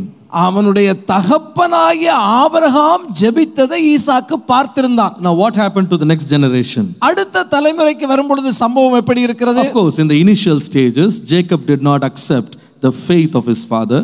ஆரம்பத்திலே நீங்கள் பார்ப்பீங்கன்னா யாக்கோபு தன்னுடைய வாழ்க்கையில ஈசாக்குக்கு இருந்த விசுவாசம் அவனுக்குள்ளே இருக்கவில்லை. He began to cheat his brother, take away his blessing, and even cheat his father-in-law. Do all these things. இந்த யாக்கோபை பார்த்தால் அவனுடைய சகோதரனை ஏமாற்றினான், மாமனாரை ஏமாற்றினான், ஒரு ஏமாற்றுகிற பேர் வழியாகவே இருந்தான். But a seed was sown. ஆனால் அங்கே ஒரு விதையானது ஏற்கனவே ஊன்றப்பட்டு விட்டது. Later in his life, அவனுடைய வாழ்க்கையினுடைய பிற்பகுதிகளுக்கு வருவீர்களானால், the Bible says there was a point in the time of Jacob's life. He said, if the fear of my father Isaac was not with me, I would have perished. அங்கே ஒரு கட்டம் வந்த பொழுது அந்த யாக்கோபு தன்னுடைய வாயை திறந்து சொல்லுகிறான், அங்கே பயபக்திக்குரிய தேவன் எனக்குள்ளே இல்லாமல் போயிருந்தால் நான் அழிந்தே போயிருப்பேன். என் தகப்பனுடைய பயபக்திக்குரிய தேவன் என்னோடு இராமல் இருந்தா என்னை வெறுமை அனுப்பியிருப்பீங்கன்னு சொன்னான். ஆரம்பத்தில் அவனுக்கு விசுவாசம் இல்லை, ஆனால் அல்டிமேட்டாக வந்துருச்சு. இந்த விசுவாசத்தை அவன் பெற்றுக்கொண்டான் பாருங்க. அதனால தான் என் தகப்பனுடைய தேவன் முதல்ல சொன்னான், அப்பா என் தேவன் சொல்லிட்டான். உங்கள் வீட்டில் நீங்கள் விசுவாசத்தில் வல்லவர்களாக இருப்பீர்களானா உங்கள் பிள்ளைகள் அப்படியே இதை தொடருவாங்க. Faith is contagious. அந்த விசுவாசம் பாதிப்பை ஏற்படுத்தக்கூடியது. Now let me give you a piece of warning before I go forward. நான் அடுத்ததை சொல்வதற்கு முன்பாக ஒரு எச்சரிக்கையும் சொல்ல விரும்புகிறேன். Now the Bible says faith comes by hearing and the hearing by the word of God. அங்கே விசுவாசம் கேள்வினாலே வரும், அந்த கேள்வி கர்த்தருடைய வார்த்தையினாலே வரும். So most of our faith is nurtured by the hearing of God's word. நம்முடைய விசுவாசம் கர்த்தருடைய வார்த்தையை கேட்கிறதுனால தான் அதிக வேளையிலே வருகிறது. That is why we come to church. அதனாலே தான் நாம் சபைக்கு வருகிறோம். Every time we hear a message, our faith is increased. It's becoming strengthened. எப்பொழுதெல்லாம் கர்த்தருடைய வார்த்தையை பிரசங்கிக்கிற அந்த செய்தியை கேட்கிறோமோ அப்பொழுது விசுவாசம் நமக்குள்ளே வளர்கிறது. Now the Bible says Jesus Christ is the author and the finisher of our faith. விசுவாசத்தை தொடக்கிறவரும் முடிக்கிறவரும் கர்த்தராகிய இயேசு கிறிஸ்து என்று வேதம் நமக்கு சொல்லுகிறது. How many of you agree with that? எத்தனை பேர் அதை விசுவாசிக்கிறீங்க? ஆமென் என்று ஒத்துக்கொள்கிறீர்கள்? அல்லே ஆமென். சரி, இப்போ now we have lot of different preachers coming up today or becoming very popular. இன்றைக்கு நீங்க பாத்தீங்கன்னா பல பிரசங்கிமார் எழுதுகிறார்கள், அவர்கள் பிரபலமானவர்களாகவும் இருக்கிறார்கள். Now some of these preachers have taken it upon themselves to preach not about Jesus Christ but about some pastor, some ministry, somebody else and try to make a name out of it. பாருங்க, இந்த பிரச்சனை என்னன்னு சொன்னா அவர்கள் இயேசு கிறிஸ்துவை குறித்த வார்த்தைகளை பிரசங்கிக்காமல் ஏதோ ஒரு ஊழியக்காரனை பற்றி, ஏதோ ஒரு ஊழியத்தை பற்றி, ஏதோ ஒரு ஸ்தாபனத்தை குறித்தே அவர்கள் காரியங்களை சொல்லிக் கொண்டிருக்கிறார்கள். I am not for it. நான் அதற்கு உடன்பாடு இல்லாதவன். Why? ஏன்? Because a preacher's responsibility is to preach about Jesus Christ. இயேசு கிறிஸ்துவை பிரசங்கிக்க வேண்டியதே ஒரு பிரசங்கியின் கடமை. So the more you preach about Jesus Christ, people will be edified. நீங்கள் இயேசு கிறிஸ்துவை குறித்து பிரசங்கிப்பீரானால் கிரியை செய்ய வேண்டிய தேவன் அவர்களுக்குள்ளே கிரியை செய்து அவர்களுக்குள்ளே விசுவாசத்தை பெருக பண்ணுவார். அந்த பக்தி விருத்தி உண்டாகும். Yes. But if you keep on hearing a message that is trying to hurt somebody, trying to demean somebody, judge somebody, you will not come out as a person edified. You will think that you are so super holy and everybody is wrong and you are right. ஆனால் பிரச்சனை என்ன? இன்னொருவரை தாழ்த்தி, இன்னொருடைய ஊழியத்தை குறை சொல்லி, இன்னொருவரை நாம் இந்த மாதிரியாக பேசுகிற பொழுது, நாம் எல்லாவற்றிலும் சிறந்தவர் என்று சொல்லுகிற ஒரு படத்தை உருவாக்கி விடுகிறதுனாலே இங்கே எந்த விதமான பக்தி விருத்திக்கும் வாய்ப்பில்லாமலே போகும். I am not against warning wrong doctrine. தவறான கொள்கைகளை எதிர்த்து நிற்பது தவறல்ல, அதற்கு நான் சரியானது தான் சொல்றேன். இன்னைக்கு இந்த மாதிரி ஒரு பிரசங்கமோ ஊழியமோ வளருது, அதை கேட்கறதுக்கு நிறைய பேர் போகிறாங்க. ஏன்னா அவங்கள தாக்குனாரு, இவங்கள தாக்குனாங்க, இவங்கள பற்றி பேசுனாங்க, அவங்கள பற்றி யாருங்க, யாரை பற்றி யார் பேசி என்னங்க நடக்க போகுது? நமக்கு என்ன தேவை? உங்கள் விசுவாசத்தை துவக்கிறவர் முடிக்கிறவருமாகிய யாரை பார்க்கணும்? இயேசுவை பாருங்கப்பா. நீங்கள் இயேசுவை பார்த்தீங்கன்னா அவரை போல மாறுவீங்க. ஆமென். இயேசுவை பாருங்க. நான் பிரசங்கம் கேட்டிங்கன்னா, மேகசின் வாசித்தீங்கன்னா யாரை பற்றி என்ன குறை சொல்கிறாங்க, யாரை பற்றி என்ன எழுதுகிறாங்க, இதெல்லாம் நமக்கு தேவையில்லை. இந்த சாக்கடை நமக்கு எதுக்கு? இயேசுவை பற்றி படிக்கிறக்கே நேரம் கிடையாது. இது எதுக்கு நமக்கு இன்னொருத்தரை பற்றி நம்ம படிச்சுக்கிட்டு உட்காந்துருக்கணும்? தூக்கி குப்பையில் போடுங்க, அதை தூக்கி குப்பையில் போடுங்க. அந்த மேகசின் நமக்கு வேணாம். அதை படிக்கிறவங்க படிக்கட்டும். நம்ம வேலை என்ன? ஏன் விசுவாசம் வளரணும்னா, இன்னொருத்தன் விழுகையை பார்த்து என் விசுவாசம் வளராது.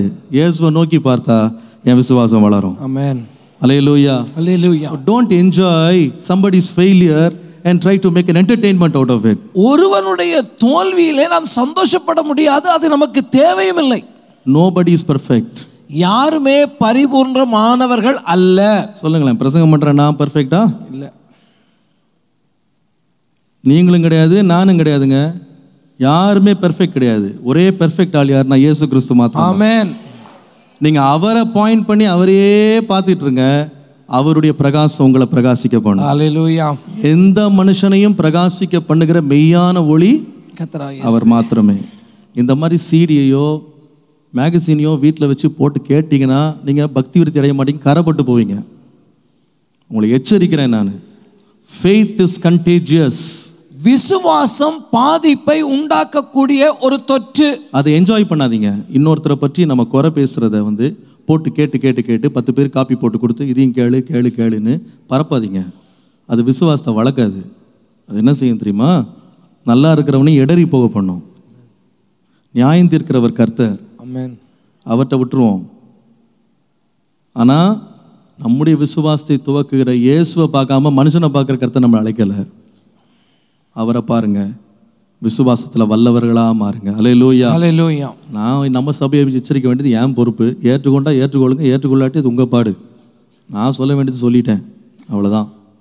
அதனால் இங்கே போனேன், அங்கே போனேன், அந்த மெசேஜை கேட்டேன், இந்த மெசேஜை கேட்டேன், எல்லா ஊழியக்காரனும் சரியில்லை. கடைசியில் என்ன நிலைமைக்கு வந்துடுவோன்னா, நம்ம ஒரு ஆள் தான் சரி. அது விழுகைக்கு ஆரம்பம். என்றைக்கு ஒரு மனுஷன் தான் வாயை திறந்து நான் தப்பே பண்ணதில்லைன்னு சொல்கிறானோ அன்றைக்கி தான் வாழ்க்கையில் பெரிய தப்பு பண்ணான். The biggest mistake you do is when you say I have never committed a mistake. That's the biggest mistake in your life. உங்க வாழ்க்கையில பெரிய தவறு என்னன்னு சொன்னா நான் தவறே செய்யாதவன் என்று சொல்லுவது தான் தவறு. அது இன்டைரக்டாகவும் சொல்லக்கூடாது, டைரக்டாகவும் சொல்லக்கூடாது. விசுவாசம் வளரணுமா? கடைசி காலங்கள் இருக்கும். விசுவாசம் வளரணுமா? நம்முடைய நேரத்தையும் பொழுதையும் இயேசுவை நோக்கி பார்க்கறதுக்கு ஸ்பெண்ட் பண்ணுங்க. இந்த தேவையில்ல சாக்கடையில் உட்காந்து உங்கள் டைமை ஸ்பெண்ட் பண்ணாதீங்க. நிறைய பேர் அப்படி செய்கிறீங்க, அது செய்கிறது தப்பு. அந்த மாதிரி கூட்டங்களுக்கெல்லாம் போகாதீங்க. கர்த்தருடைய வசனத்தை படித்து இயேசுவை பற்றி அறிகிறதுக்கே நமக்கு நேரம் கிடையாது. ஏங்க மற்றவங்களை பற்றி நமக்கு கேட்டு கேட்டு என்னங்க பண்ண போகிறோம்? இதெல்லாம் கேட்குறதுக்கு ரொம்ப சுவாரஸ்யமாக இருக்கும், ரொம்ப இன்பமாக இருக்கும், அப்படியே உணர்ச்சி வசமாக இருக்கும். வேண்டாங்க நமக்கு. நம்ம யாரை பார்க்க வந்தோம்? நம்மளை அழைச்சவர் ஆண்டவர். அவரை போய் சேர்றதுக்கு நம்ம வழியை பார்த்துட்டு போவோம். என்ன சொல்கிறீங்க? இதிலெல்லாம் நீங்கள் இன்பம் காணக்கூடாது. ஜாக்கிரதையாக இருங்க. இதெல்லாம் பிசாசினுடைய ஒரு கடைசி காலங்கள். நம்முடைய திசையை திருப்பிடக்கூடாது. திசையை திருப்பாமல் கர்த்தர் எதுக்கு அழைச்சாரு? அவருடைய சமூகத்தில் உட்காந்து அந்த 3 மணி நேரம் மற்றவங்களை பற்றி கேட்கறத விட ஆண்டவரே உண்மை எனக்கு வெளிப்படுத்தி தாருன்னு சொன்னால் கர்த்தர் நம்ம இன்னும் தம் பக்கத்தில் கொண்டு போயிடுவார். Hallelujah. So faith is contagious. விசுவாசம் பாதிப்பை ஏற்படுத்தக்கூடிய ஒரு தொற்று. ஃபைனலி கடைசி காரியத்தை நாம் கவனிப்போம். 2 Corinthians 2:14-17. 2 கொரிந்தியர் 2ஆம் அதிகாரம் 14 to 17 வரை உள்ள வசனங்கள். Thanks be to God who at all times is leading us in triumph in Christ, and the fragrance of the knowledge he is manifesting through us in every place. கிறிஸ்துவுக்குள் எப்பொழுதும் எங்களை வெற்றி சிறக்க பண்ணி எல்லா இடங்களிலேயும் எங்களை கொண்டு அவரை அறிகிற அறிவின் வாசனையை வெளிப்படுத்துகிற தேவனுக்கு ஸ்தோத்திரம். See, this is very interesting.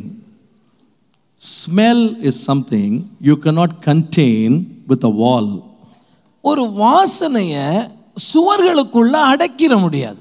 It keeps spreading like that, just like that. அது அப்படியே காற்றில் அப்படியே பரவக்கூடியதாக இருக்கும். Wherever the wind blows, it will take that fragrance everywhere. காத்து எங்கெல்லாம் போகுதோ அங்கெல்லாம் இந்த நறுமணத்தை கொண்டு போயிட்டே சேர்த்துரும். You know, the Bible says our life in this world is a fragrance of Jesus Christ that people can experience. நம்முடைய வாழ்க்கையை குறித்து வேதம் சொல்லுகிற பொழுது இயேசு கிறிஸ்துவை குறித்த நற்கந்தத்தை வீசத்தக்கதாக மற்றவர்களுக்கு இந்த வாசனையை கொண்டு போய் சேர்க்கத்தக்க வார்த்தையாக இருக்க வேண்டும் என்று சொல்லுங்க. So our life represents the beauty of Jesus in this world. ஆண்டவராகிய இயேசுவினுடைய அழகை இந்த பூமியிலே பிரதிபலிக்கிறதாக நம்முடைய வாழ்க்கை இருக்க வேண்டும். That is why the Bible says we are ambassadors of Christ. அதனாலே தான் அவருடைய ஸ்தானாபதிகள், இயேசு கிறிஸ்துவினுடைய ஸ்தானாபதிகள் என்று நம்மை வேதம் அழைக்கிறது. Or in other words, we are the representation of Jesus Christ in this world. இந்த பூமியிலே இயேசு கிறிஸ்துடைய பிரதிநிதிகள் யார் என்றால் நாம் தான். What a great privilege we have. இது நமக்கு கிடைத்த எவ்வளவு பெரிய ஒரு ஸ்லாக்கியம், பாக்கியம். Hallelujah. Hallelujah. Today people are trying to become a representative for some company, but just imagine the King of Kings and the Lord of Lords has chosen us to be his representatives. இன்றைக்கு யாதோ ஒரு கம்பெனிக்கு நம்ம பிரதிநிதியா இருக்கணும்னு எவ்வளவோ முயற்சி பண்ணுகிறோம். வானத்தையும் பூமியை உண்டாக்கின ராஜாதி ராஜாவாகிய இயேசுவுக்கு பிரதிநிதியாக இருப்பது எவ்வளவு பெரிய ஸ்லாக்கியம். Hallelujah. Hallelujah. So what I say reflects on Jesus. நான் எதை சொல்லுகிறேனோ பேசுகிறேனோ அது இயேசுவை பிரதிபலிக்க வேண்டும். How I behave reflects Jesus. நான் என் வாழ்க்கையில எப்படி நடந்து கொள்கிறேன் என்பது இயேசுவை பிரதிபலிக்கிறதா இருக்க வேண்டும். This is very surprising actually. இது ஆச்சரியமான ஒரு காரியம். In office, in school, I've met so many people. நான் அங்கே வேலை ஸ்தலங்களிலும் அதே போல பள்ளிகளிலும் பலரை நான் சந்திக்கிறேன். And people have told me this. அவர்கள் இப்படி என்னிடத்துல சொன்னதுண்டு. You know, when somebody commits a mistake, யாராவது ஒரு தவறு செஞ்சிட்டாங்கன்னா they don't refer to their religion and say, you come from this religion and you are committing this mistake. நீங்க இந்த பின்னணி, இந்த மதம் சார்ந்த பின்னணியில இருந்து வர்றீங்க, நீங்களா இந்த தவறு செய்தீங்கன்னு கேக்குறாங்க. அப்படி கேக்குறது இல்ல. நான் எப்ப கேட்பாங்க தெரியுமா? நீ ஒரு கிறிஸ்தவனா நீனு? ஏங்க மற்றவெல்லாம் மதம் பின்பற்றலையா? கிறிஸ்தவனா இருந்து நீ பொய் சொல்றிய, கிறிஸ்தவனா இருந்து திருடுறிய, கிறிஸ்தவனா இருந்து மனைவி அடிக்கிறிய, சொல்றாங்களா சொல்லலையா? அப்போ உலகத்துக்கே ஒரு ஸ்டாண்டர்ட் வச்சிருக்காங்க அவங்க, நம்மளுக்கு ஒரு ஸ்டாண்டர்ட் அவங்களே போட்டு வச்சிருக்காங்க. சரியா இல்லையா? ஸ்கூல்ல கூட திட்டுவாங்க, கிறிஸ்தவ பையனா இருக்கிறாங்க, இதே இது நான் மற்ற மதத்தை யாரும் சொல்றது கேட்டதில்லை, கிறிஸ்தவ பையனா இருந்துட்டு இது மாதிரி பண்றாங்க அவன் அப்படின்னு சொல்லுவாங்க. ஏன் அப்படி சொல்றாங்கன்னா அவங்களுக்கு தெரியுது எல்லாரை விட மேன்மையானவர் இயேசு. ஹல்லேலூயா. அவரை பின்பற்றவங்க மேன்மையா இருக்கணும்னு உலகம் சொல்லுது. ரீசெண்டாக ஒரு கணக்கெடுப்பு, நான் உண்மையாக தெரியல, சொல்ல கேள்விப்பட்டேன். நான் ஒரு கணக்கெடுப்பு எடுத்தார்களாம், இந்தியா முழுவதும் கணக்கெடுப்பு எடுத்து ஒரு சர்வே எடுத்தார்களாம். எத்தனையோ தெய்வங்கள் உங்களுக்கு தெரியும், உங்களுக்கு ரொம்ப பிடிச்ச தெய்வம் எது அப்படின்னு சொல்லி, உங்களை கவர்ந்த தெய்வம் எது அப்படின்னு இந்தியா முழுவதும் சர்வே ரீசெண்டாக எடுத்தாங்களாம். அதில் 75% பேர் சொன்னாங்களாம் எங்களுக்கு இயேசுசாமி தான் பிடிக்கும். அப்போது ஜனங்க இயேசுவின் மேலே ஒரு பெரிய ஸ்டாண்டர்ட் வச்சுருக்காங்க. அவர் அன்புள்ளவர், கருணை உள்ளவர், இரக்கம் உள்ளவர், அவர் மன்னிக்கிறவர். அப்போது அவங்க என்ன எதிர்பார்க்குறாங்கன்னா, அவரை பின்பற்றுகிறவர்களும் எப்படி இருக்கணும்? அப்படியே இருக்கணும், அவரை போல இருக்கணும்னு எதிர்பார்க்குறாங்க. நம்ம அதை செய்கிறோமா? வேதம் சொல்லுது, நீங்கள் தான் அவருடைய ஃப்ரேக்ரன்ஸ், நீங்கள் தான் அவருடைய வாசனை திரவியம், நீங்கள் தான் fragrance. You are the fragrance. நீங்கள் அவருடைய வாசனையை வீசுகிறவர்களாக இருக்கிறீர்கள். And that is contagious. அது மற்றவர்கள் மேலே செல்வாக்கு செலுத்துகிறதாக இருக்கிறது. Jesus said that. இயேசுவே இதை சொன்னார். He said, you are the light of the world, the salt of the earth. நீங்கள் இந்த பூமிக்கு உப்பா இருக்கிறீர்கள், வெளிச்சமா இருக்கிறீர்கள் என்று இயேசு சொல்கிறார். I did not call you just to live for you. You have a responsibility for the world around you. நீங்கள் உங்களுக்காக வாழுகிறவர்கள் அல்ல, உங்களை சுற்றியுள்ள உலகத்துக்காக வாழுகிற ஒரு கூட்டத்தார். You can create an effect in the world you live. நீங்கள் வாழுகிற இந்த உலகத்திலே ஒரு செல்வாக்கை செலுத்தக்கூடிய நபர்கள் தான் நீங்கள். But are you? ஆனால் அப்படி செய்கிறோமா? Are we? ஆம், செய்கிறேனா? I represent Christ. நான் இயேசுவினுடைய பிரதிநிதியாக இருக்கிறேனே. See, when a man comes for elections, for campaigning, they speak lot of things against the opposite party, use lot of even unparliamentary language. பாருங்க, சில வேளையில் இந்த தேர்தல் வரும் பொழுது இந்த தேர்தலுக்கு வாக்கு கேட்டு வருகிற இந்த வேட்பாளர் அவர் பேசுகிற காரியங்களை கவனிச்சு பார்த்தா சில வேளையில் பாராளுமன்றத்தில் பேச முடியாத வார்த்தைகளை கூட அவங்க பேசுவாங்க. எதிர்க்கட்சியை பற்றி அப்படி தாக்கி பேசுவாங்க. But once they get to power, ஆனால் அவர்கள் அந்த பதவிக்கு வருகிற பொழுது, once they become the prime minister, அவர்கள் அங்கே பிரதம மந்திரியாக அமருகிற பொழுது, they don't use the language they used in the election campaign. அவர்கள் அங்கே தேர்தல் காலத்தில் எந்த வார்த்தைகளை பேசினார்களோ அந்த வார்த்தைகளை இப்பொழுது அவர்கள் பேச மாட்டார்கள். They hardly open their mouth now. அவங்க இப்ப வாயை திறக்கிறதே பெரிய விஷயமா போயிடும். Why? ஏன்? Because everything they speak now will become tomorrow's headline. காரணம் என்ன? இன்றைக்கு அவர்கள் எந்த வார்த்தையை பேசுகிறார்களோ அவை நாளைக்கு பத்திரிகையின் தலையங்கமாய் மாறிவிடும். Because today they have become a representative for 1 billion people. காரணம் என்ன? கோடிக்கணக்கான ஜனங்களுடைய பிரதமராகத்தான் அவர் அந்த இடத்தில் உட்கார்ந்திருக்கிறார். So what they say is the voice of India. அவர் எதை பேசுகிறாரோ அது இந்தியாவினுடைய தொனியாகத்தான் எடுத்துக்கொள்ளப்படும். It is the reflection of this country. இந்த நாட்டினுடைய எதிரொலியாகத்தான் அது பார்க்கப்படும். So before they make a speech, அவர்கள் அந்த வார்த்தையை அந்த பேச்சை பேசுவதற்கு முன்பு it is all scripted. அது ஏற்கனவே எழுதப்பட்டுவிடும், corrected, அது அங்கே திருத்தப்படும், revised. அதை மீண்டும் எழுதுவார்கள். Many people come and add and delete something. அதுக்கு பின்பாக अनेक ஆலோசனைக்காரர்கள் வந்து அதிலே சேர்க்க வேண்டிய சில பகுதிகளை சேர்ப்பார்கள். Why? ஏன்? You are no longer a campaigner, you are a representative of this nation. முன்னை போல ஏதோ வாக்கு சேகரிக்க செல்லுகிறவர் அல்ல, நீர் இப்பொழுது ஒரு தேசத்தினுடைய பிரதிநிதியாக இருக்கிறீர். So your words matter now. உங்களுடைய வார்த்தை இப்பொழுது மிக மிக முக்கியமாய் கவனிக்கப்படுகிறது. Your activities matter. நீங்கள் இந்த காரியத்திலே கவனமுள்ளவர்களாக இருக்க வேண்டி இருக்கிறது. Your mannerisms matter. நீங்க எந்த விதத்திலே இந்த வார்த்தையை வெளியே கொண்டு வருகிற அந்த விதம் கவனிக்கப்படுகிறது. So everything is taken into consideration. ஆகவே எல்லாவற்றையுமே அங்கே கவனித்து பார்க்கிறார்கள். Who are you and me? நீங்களும் நானும் யாருங்க? Representative of the King of Kings and the Lord of Lords. ராஜாதி ராஜாவும் கர்த்தாதி கர்த்தருமாகிய இயேசுவினுடைய பிரதிநிதிகள் நாம். Hallelujah. Hallelujah. How much care we should show. அப்படியானால் நாம் எவ்வளவு ஜாக்கிரதையாக இந்த காரியங்களை செய்ய வேண்டியிருக்கிறது. Let me give you 2 verses and I'm going to stop. நான் 2 வார்த்தைகளை சொல்லி இதை முடிக்க விரும்புகிறேன். In 1 Timothy 6:1, 1 தீமோத்தேயு 6ஆம் அதிகாரத்துடைய 1ஆம் வசனத்திலே Apostle Paul says, Pavul servants, count your masters worthy of honor, that the name of God and his doctrine will not become blasphemed. தேவனுடைய நாமமும் உபதேசமும் தூஷிக்கப்படாதபடிக்கு அடிமைத்தன நுகத்துக்கு உட்பட்டிருக்கிற வேலைக்காரர் யாவரும் தங்கள் எஜமான்களை எல்லா கனத்திற்கும் பாத்திரர் என்று எண்ணிக்கொள்ள கடவர்கள். Titus 2:5. தீத்து 2ஆம் அதிகாரத்தினுடைய 5ஆம் வசனம். In Tamil I think it is 4.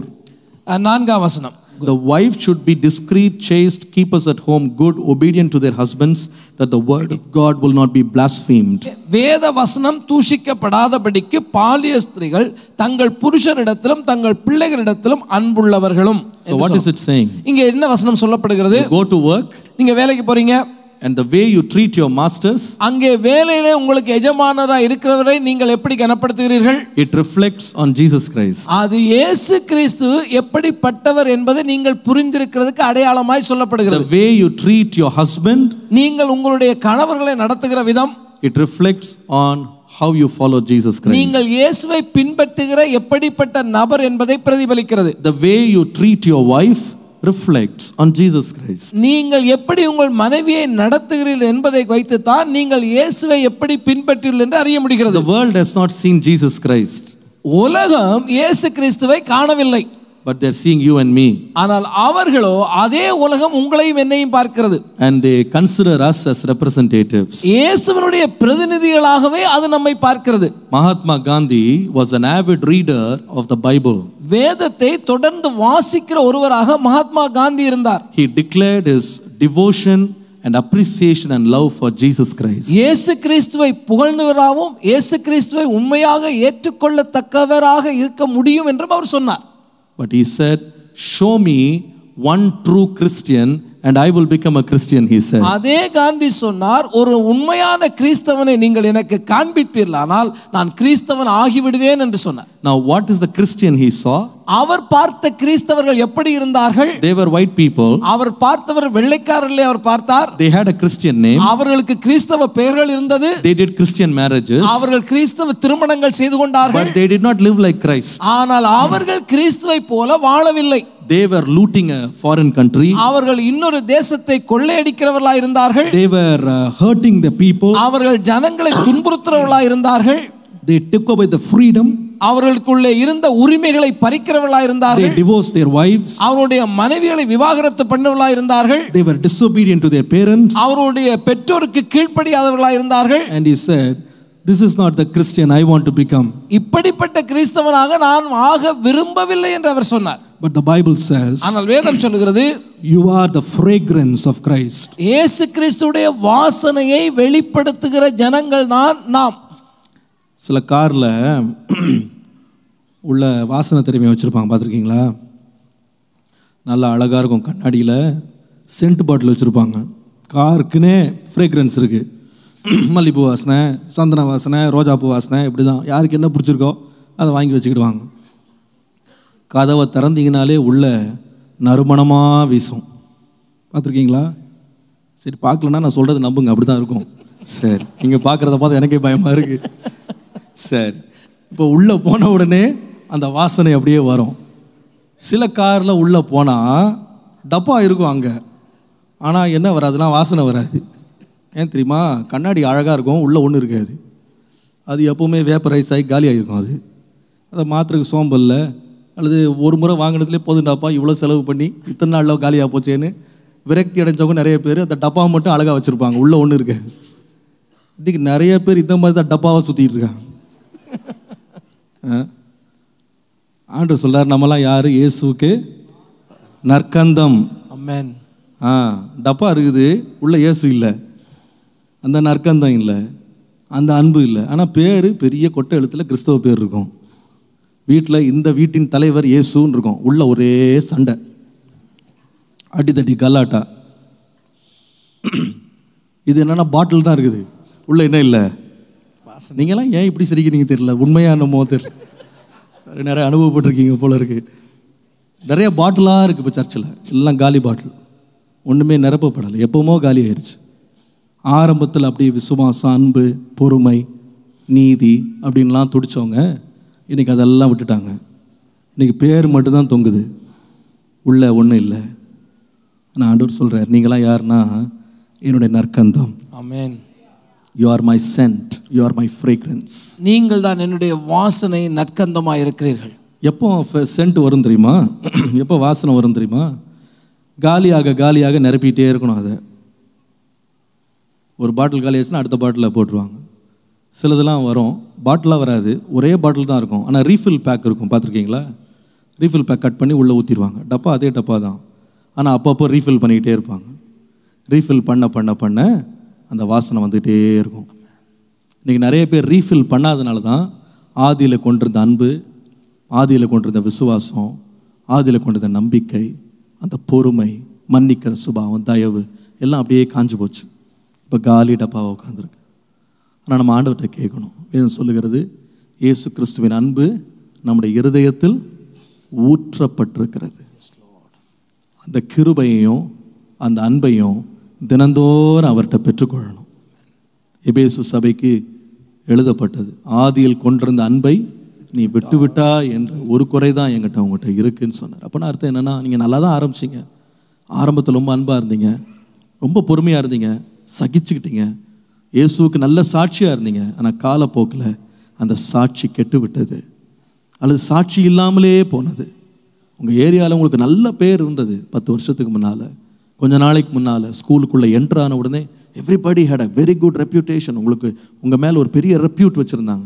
ஆனால் போக போக போக போக போக கொஞ்சம் கொஞ்சமாக அந்த சென்ட் காலி ஆயிடுச்சு. இன்றைக்கி நம்ம ஜெபம் பண்ணணும், ஆண்டவரே திரும்ப என்னை நிரப்புங்கப்பா. ஆமென். நானும் திரும்ப எப்படி மாறணும்? உமக்கு நற்கந்தமாக மாறணும். எத்தனை பேர் மாற விரும்புகிறீங்க? ஏன்னா திஸ் இஸ் கண்டேஜியஸ்.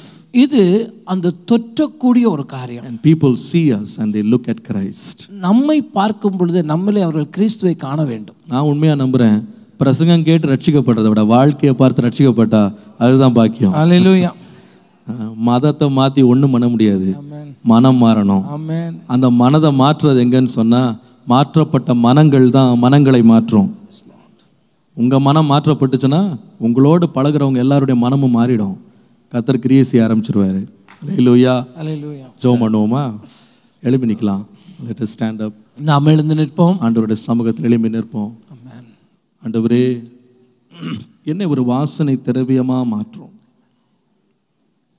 என் விசுவாசம் சந்ததிகளை தாண்டி செல்லுகிற விசுவாசமாய் எனக்குள்ளே நீர் விதைத்து விடும் ஆண்டவரே. எனக்கு அப்படிப்பட்ட ஒரு விசுவாசத்தை எனக்கு தாரும். ஒரு தீர்மானம் எடுங்க. இன்னைக்கு இந்த குறை பேசி முறுமுறுத்துக்கிட்டு இருக்க சுபாவத்தை விட்டுட்டு, என்னுடைய விசுவாசம் அநேகருடைய விசுவாசத்தை எழுப்புகிற விசுவாசமாய் என்னை மாற்றும் ஆண்டவரே. நண்பர்களை பற்றி இன்னைக்கு நான் ரொம்ப அதிகமான நேரம் பேசினேன். கர்த்தர் உங்களை உணர்த்தியிருப்பாரானா? இன்றைக்கு ஒரு எச்சரிப்பாக எடுத்துக்கொள்ளுங்க. பொல்லாத நண்பர்களுடைய சகவாசத்திலிருந்து வெளியே வர்றேன். துன்மார்க்கருடைய ஆலோசனையின்படி நடவாமல், பாவிகளின் வழியில் நில்லாமல், பரியாசக்காரன் உட்கார்ற இடத்துல உட்காராம அப்புறமா வேதத்தை வாசிங்க. நான் சொல்லுவேன், நீங்கள் செய்வதெல்லாம் வாய்க்கும். இங்கே ஒரு தம்பியோ ஒரு தங்கச்சியோ இங்கே இருக்கலாம். Constantly failing, struggling in studies. You are not able to prosper, not able to concentrate. Probably you have searched your heart and see if the mistake is with your friendships. Is it spoiling your blessing, robbing the beautiful things God has for you? There was a time in my life it did it to me, but God changed my life. I opened my heart for good friends, godly people. It was a very tough decision. It was a lonely path. It was a path of shame and embarrassment before worldly friends, but it brought blessing into my life. And it will do the same to you. We just commit your heart to say, Lord, even if I have to suffer loneliness, shame and embarrassment, I will rather suffer it with people who love you, who serve you, who are on their way to heaven. பரலோகத்திற்கு செல்லுகிற மக்களோடு நான் பாட அனுபவிச்சாலும் பரவாயில்ல, நான் அனுபவிக்கிறேன் ஆண்டவரே. படுகொலிக்கு போகிற, நரகத்துக்கு போகிற பாவிகளோடு நான் சந்தோஷப்படுறதை பார்க்கலாம்.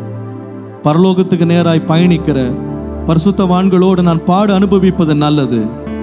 இக்காலத்து பாடுகள் இனிமேல் எனக்குள்ளே வெளிப்பட போகும் மகிழ்ச்சிக்கும் நன்மைக்கும் பாக்கியத்திற்கும் ஒப்பிடத்தக்கவைகள் அல்ல. பிரதர், சில ஃப்ரெண்ட்ஸ் உடைய சகவாசம், அவருடைய நட்பு என் வாழ்க்கையை நாசமாக்கியிருக்கு. கெட்ட பழக்கங்களை என் வாழ்க்கையில கொண்டு வந்துருச்சு. கெட்ட சிந்தனைகள் என் வாழ்க்கையை ரொம்ப கெடுத்திருக்குது. நான் இன்றைக்கு ஆண்டவர்கிட்ட என் லைஃப் ஒப்பு கொடுக்க விரும்புகிறேன். இன்றையிலிருந்து இந்த ஃப்ரெண்ட்ஷிப்பை கட் பண்ணுறேன்.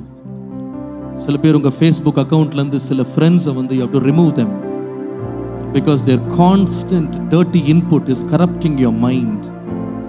அவருடைய பொல்லாத இன்புட்ஸ் உங்கள் மனதை கரப்படுத்திக்கிட்டு இருக்கு. தேவையில்லாத இன்ஃபர்மேஷன் உங்களுக்கு கொடுத்து உங்களோட படிப்பையும் உங்கள் வேலையையும் நீங்கள் செய்ய வேண்டிய காரியங்களையும் சீரழிச்சிட்டு இருக்கிறாங்க சில நண்பர்கள். சிலர் நீங்கள் டெய்லி கண்ணால் பார்க்கல, நீங்கள் உண்மையாக பேசலை, but it is all online. இன்றைக்கு தீர்மானிடுங்க, I will make a stop to this. நான் அதை ரிமூவ் பண்ணுறேன். என் ஃபோன் லிஸ்ட்லேருந்து அந்த பேரை எடுத்துடுறேன். நான் இன்னைக்கு I will never call again. I will keep my self separate. இங்கே ஒரு தம்பி தங்கச்சி இருக்கலாம். உன்னோட அப்பா அம்மாவுடைய கடினமான வார்த்தைகளும் கண்டிப்பான வாழ்க்கையும் உனக்கு ரொம்ப வருத்தத்தை கொடுத்து உலகத்தின் நண்பர்களுக்கு பின்பாக சிற்றின்பங்களை தேடி நீ போயிட்டு இருக்கிற ஒரு பிள்ளையானு இருக்கலாம். ஆனால் நான் இல்லை, ஆண்டவர் உன்னோட பேசுகிறார்.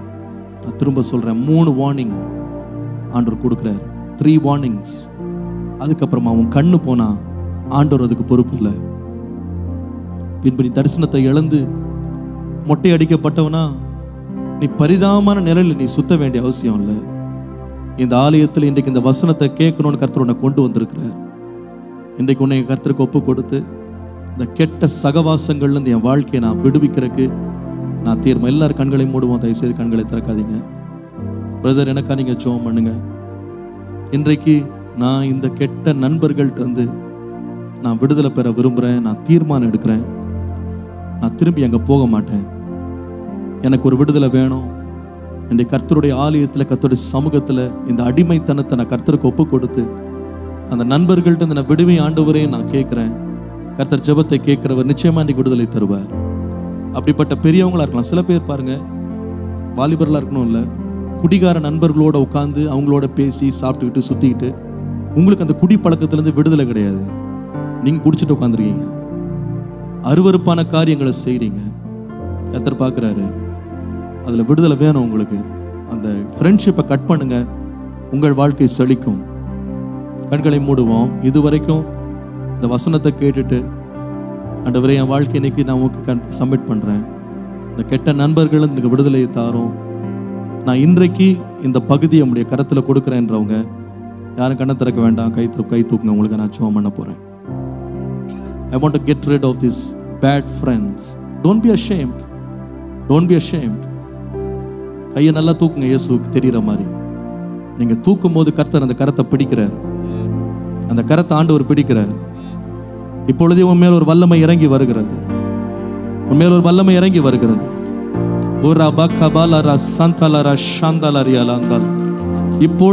இப்பொழுது கர்த்தர் உனக்கு ஒரு விடுதலை தர்றார். அந்த தேவையில்லாத ரிலேஷன்ஷிப், தேவையில்லாத ஃப்ரெண்ட்ஷிப், தேவையில்லாத அந்த காரியம், உன்னை அடிமைப்படுத்துகிற, படுகொலிக்கு தள்ளுகிற அந்த காரியம் என்னை கர்த்தர் விடுவிக்கிறார், விடுவிக்கிறார்.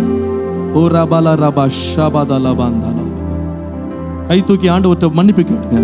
அமைதியா இருக்க வேணாம், மன்னிப்பு கேளுங்க. ஊழியக்காரர்கள் உங்களை கர்த்தருடைய சமூகத்துக்குள்ளே நடத்த போகிறாங்க. கை தூக்கி ஆண்டவர்கிட்ட பேசுங்க. ஹல்லேலூயா. இயேசுவே, நன்றியோடு அடியான் உம்மை துதிக்கிறேன். ஆசீர்வதிக்கப்பட்ட வேலைக்காக நன்றியோடு உம்மை துதிக்கிறேன். அவரிடத்திலே ஒப்பு கொடுத்ததை அந்நாள் வரைக்கும் காத்துக்கொள்ள வல்லமை உள்ள தேவனாகிய கர்த்தாவே, இன்றைக்கு தங்களுடைய கைகளை உயர்த்தி ஒப்பு கொடுத்திருக்கிற இந்த அருமையான பிள்ளைகளுக்காக ஸ்தோத்திரம். தூரத்திலே இருந்து கூட செய்திகளை கேட்கிற யாரால் தூக்கியிருப்பார்களானால் அவர்களோடு இப்பொழுது கரத்தை பிடிப்பீராக, உம்முடைய ஆவியினால் அவர்களை நிரப்பீராக. ஆண்டவரே, பவுல் சொன்னது போல அவருடைய ஜீவனின் வல்லமை என்னை விடுதலை ஆக்கிச்சே என்று எழுதியிருக்கிறது போல கர்த்தருடைய ஆவியானவருடைய விடுதலை கபபல தலவர துரப சந்தலாரியா நிபபபபலவரதலவர தலோரியம் பலோஷத்துலாரியா. இப்பொழுதே ஒரு விடுதலை ஆக்கிற அபிஷேகம், விடுதலை ஆக்கிற அபிஷேகம், எங்கள் கண்களை விடுதலை ஆக்கிற அபிஷேகம், சிந்தனை விடுதலை ஆக்கிற அபிஷேகம், போக்குவரத்தை விடுதலை ஆக்கிற அபிஷேகம், தேவனுடைய வல்லமை இறங்குவதாக. விடுதலையாக்கிற ஆவியானவர் சபையில இறங்கி சபையை பரிசுத்தம் பண்ணும், சபையை பரிசுத்தம் பண்ணும். ஆண்டவரே, நாங்கள் உமக்கு வாசனையாக, உம்முடைய நற்கந்தங்களாக எல்லா இடத்திலேயும் நாங்கள் வீசி உம்முடைய நாமத்தை மகிமைப்படுத்த தேவன் கிருபையாய் உதவி செய்யும். இந்த நாள் ஒரு உண்மையாக ஒரு பெரிய ஒரு டர்னிங், ஒரு பெரிய மாற்றத்தை, ஒரு பெரிய விடுதலையை உண்டாக்கின ஒரு நாளாக, என் தேவனோடு அதிகமாய் நெருங்கி உறவாட பண்ணுகிற ஒரு நாளாக இந்த நாளை மாற்றி ஆசீர்வதித்து எங்கள் வீடுகள் வாசனை வீடுகளாய் மாறட்டும். எங்கள் வீடுகளில் உள்ள வாசனை குறைவுகள் எல்லாம் வெளியே போகட்டும். ஆண்டவரே, இந்த நாள் எங்கள் வீடுகள் வாசனை நிரம்பட்டும், நிரம்பட்டும். ஆண்டவரே, நிரம்பட்டும். ஓ ராமா சந்தரபா கபபலா தலாரியா ஓ ரபா பபலல பரதுல பௌரியா தலவரா தோல பௌரியா தலாரியா நீ கபபலா தலா. எல்லா கைகள் தட்டி ஸ்தோத்திரம் பண்ணு. ஓ ரபா சபபலல பரதல பரதுல பௌரி. அபிஷேகம், அபிஷேகம், அபிஷேகம், அபிஷேகம், அபிஷேகம், அபிஷேகம், அபிஷேகம். உம்முடைய ஆவியினால் நிரப்பும். ஓ ஹல்லேலூயா. எல்லா அசுத்த எண்ணங்கள் விலகுவதாக, அசுத்த பார்வைகள் விலகுவதாக, அசுத்த சிந்தனைகள் இந்த நாள் விடுதலை நாளாய் மாறுவதாக, மாறுவதாக. In the name of Jesus, in the name of Jesus, in the name of Jesus. இயேசுவின் நாமத்தில் பிதாவே.